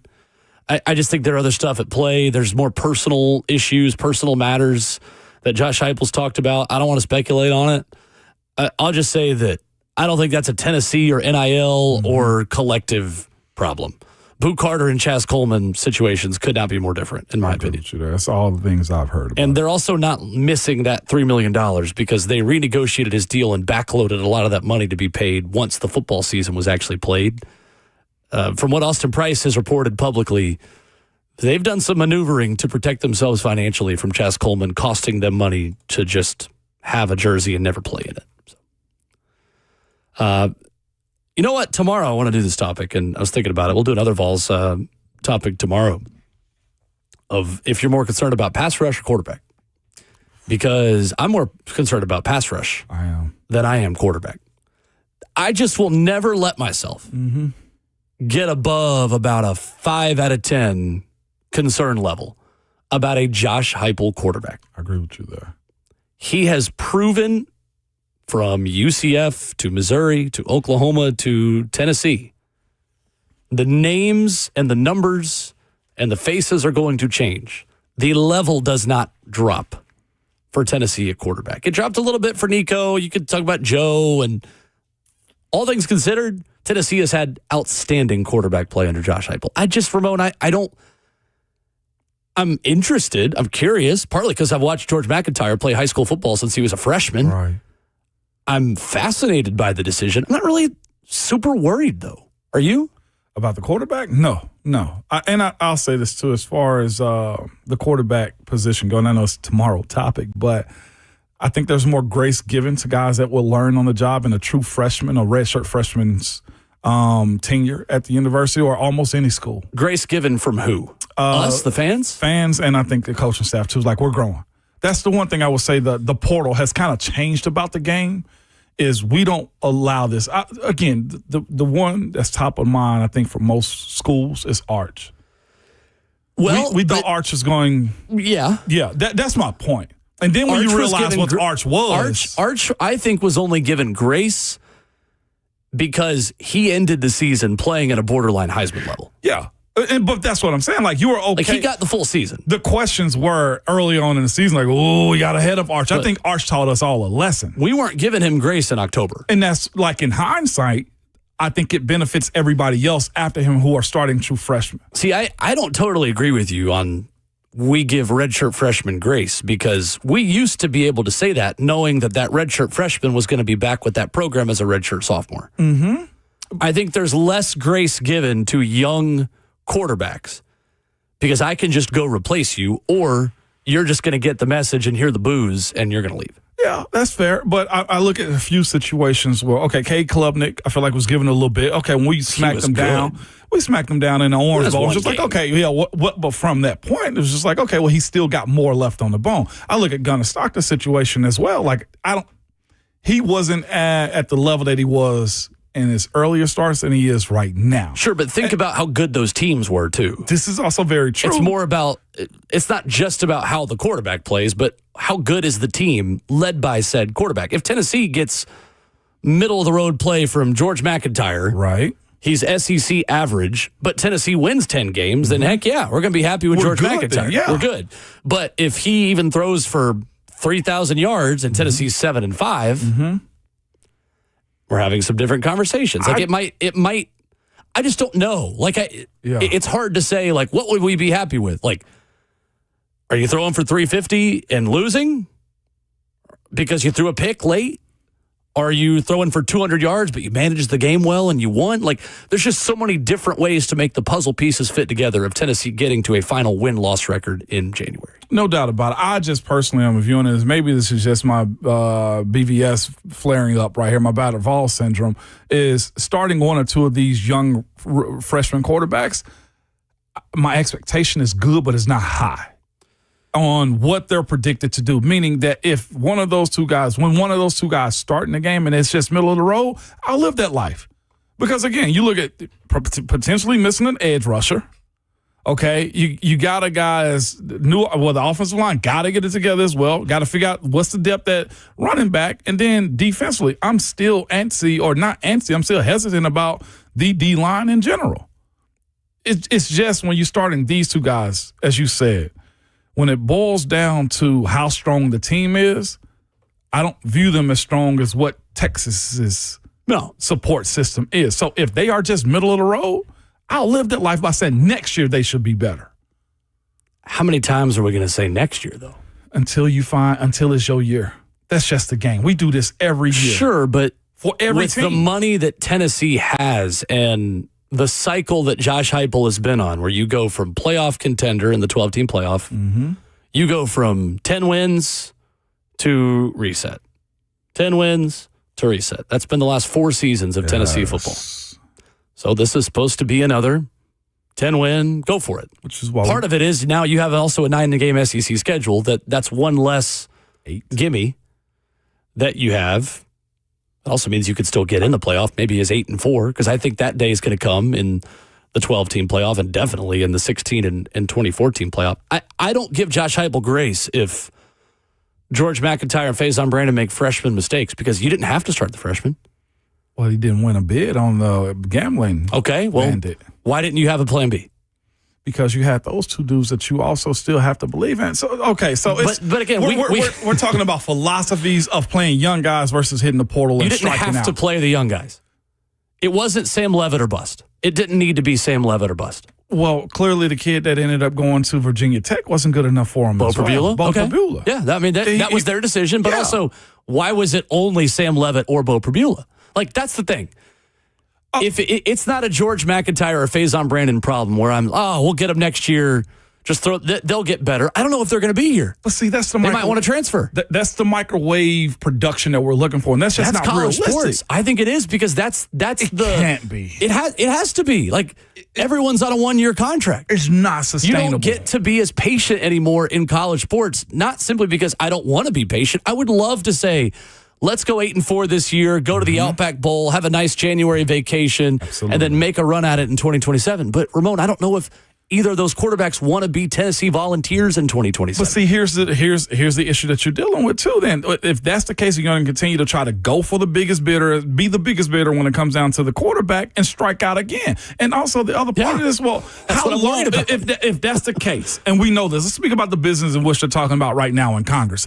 If the business is you want to go get the highest caliber players that you can possibly get each and every year, a 5-star quarterback is going to be a part of that. And that also means you don't have to pay them to get on the campus. That's right. So what you're telling me is getting them on campus means I will not invest time, energies, and resources to developing them up. That's the way it's perceived to me, because if I'm in a position, why would I, getting paid almost $2 million a year as a 5-star quarterback, sit on the bench for 2 years? The Ty Simpsons of the world are not realistic. We're watching right now Dylan Raiola out at Nebraska because they did play him early and they had to. But the issue is, but why are you recruiting them then? If that's the case, it's free agency every single year. You always need quarterbacks. No, you do not, according to this model. It already is free agency every year. You do not need this. Your job is not to just develop the guys you have. Your job is to win games on Saturdays. And right now, I don't think that Josh Heupel gets a ton of grace if Tennessee is a 7 or 8 win team, in part because of mistakes at quarterback because they didn't have a plan. This is the plan, though. Clearly, when they didn't go pursue anyone else, and the other guy they didn't have a plan B in the portal. The plan B was I'll phrase it that way. And look how that unfolded. Those are the issues that you run into. You bring everybody back with you. I don't think they actually. I think there is a world where this works, and I think there's a world. Again, I started this whole conversation saying I started this whole conversation saying I'm not overly concerned about quarterback. Sure. The point I disagree with is saying he and Tennessee get grace, and that player gets grace, and it's okay to rebuild this year. If that's in part because of quarterback. Yeah. It was your decision to do this at quarterback, Josh Heupel. Okay. So now, whatever the record is, whatever the season reaps for you, that's just the reality of it. Yeah. That's the reality of you are what your record says you are within this context if you're Josh Heupel. You don't get to put the asterisk on it at the end of the day and said, well, but we went with the young quarterback. But you kind of do as a coach, though. Your job as a coach is as a coach, you can. I don't think the fan base. The fan base don't make these decisions in game. The fan base aren't on the sideline or in the game to make these plays as well. As a coach, you got to be realistic about where you are as a school, as an organization, each and every year that you're going into this thing. And I think hedging it on the idea that we're going to go attack a free agent quarterback each and every school offseason is as flagrant as it can get. And also, if you're looking in a world in which you're trying to recruit the best players, this is one of the ways to go do it. And you raise the NIL pool more than you actually can, because I think one of our biggest issues as UT fans or as a school is we're having to overpay because of how we're viewed. We're very high of tier 2, bottom of tier 1, and we find ourselves in these Chaz Coleman situations more often than we need to because we're overpaying instead of growing and developing. I don't think you have to do free agency every year. What I would have liked is who can compete with these two guys. Ryan Staub is not competing with George McIntyre and Faison Brandon. Ryan Staub is not a competitor, like realistically, to be the starting quarterback of the Tennessee Volunteers. There is a middle ground between free agency every year that you are implying, because that's not my point either. For sure. But also, we're on the total other extreme of two guys who have not played college football. One of the two of them is your guy. And you live and die by that. That's a dangerous way to live. And I think there is a middle ground. I think there was a middle of the market quarterback that probably would have made sense. And it may have been Bo Prabula. But again, they made the decision. They did. To let Bo Prabula leave campus and go be a Virginia Cavalier. That's their decision. Virginia, my son, yeah. So, okay. Now you live with it. So basically, we didn't get to any of this article we were going to spend time on. George operated better during the spring, but physically, Faison's really gifted, a source told CBSSports.com. The kid's got moxie. He's got the ability, obviously, but he's also got moxie, personality, and confidence. Let's continue this when we come back. 615-737-1045. Vols quarterback discussion continues after this.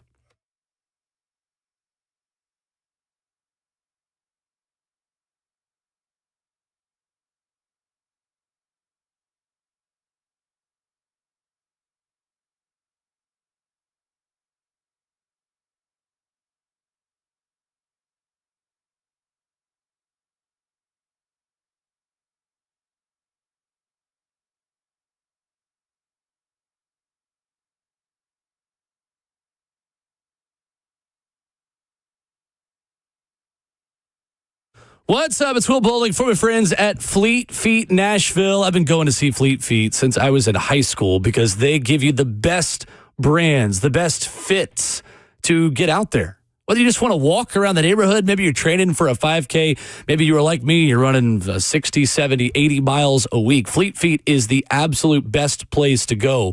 Their 3D foot scanning technology is unbelievable. They're going to send you an email of what your foot looks like, the brands they recommend, the inserts as well. They're going to go that extra step, and they get you involved in the running community. Today's Global Running Day. Today, they got a free community 5K tonight.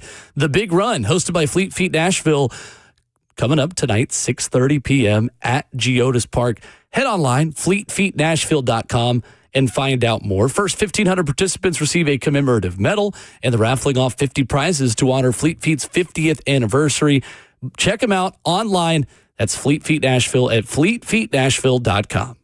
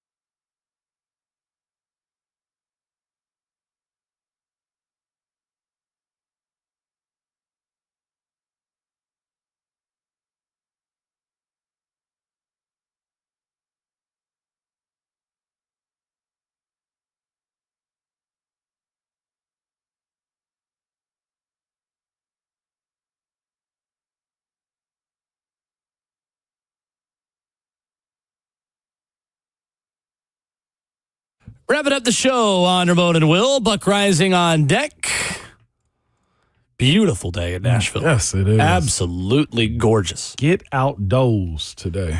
So Matt Zenitz and Chris Summer have this piece at CBSSports.com that have us talking about the Tennessee quarterback situation. Not really about this, though, just about the situation overall. A source telling them George operated better during the spring, but physically, Faison's really gifted. The kid's got moxie. The ability, obviously, but he's also got moxie, personality, and confidence. A source says, I think he's going to be the real deal. To sum this up, Ramon, none of this is new information. With all due respect to Matt Zenitz and Chris Hummer, the lead of this piece is so wishy-washy. Listen to this.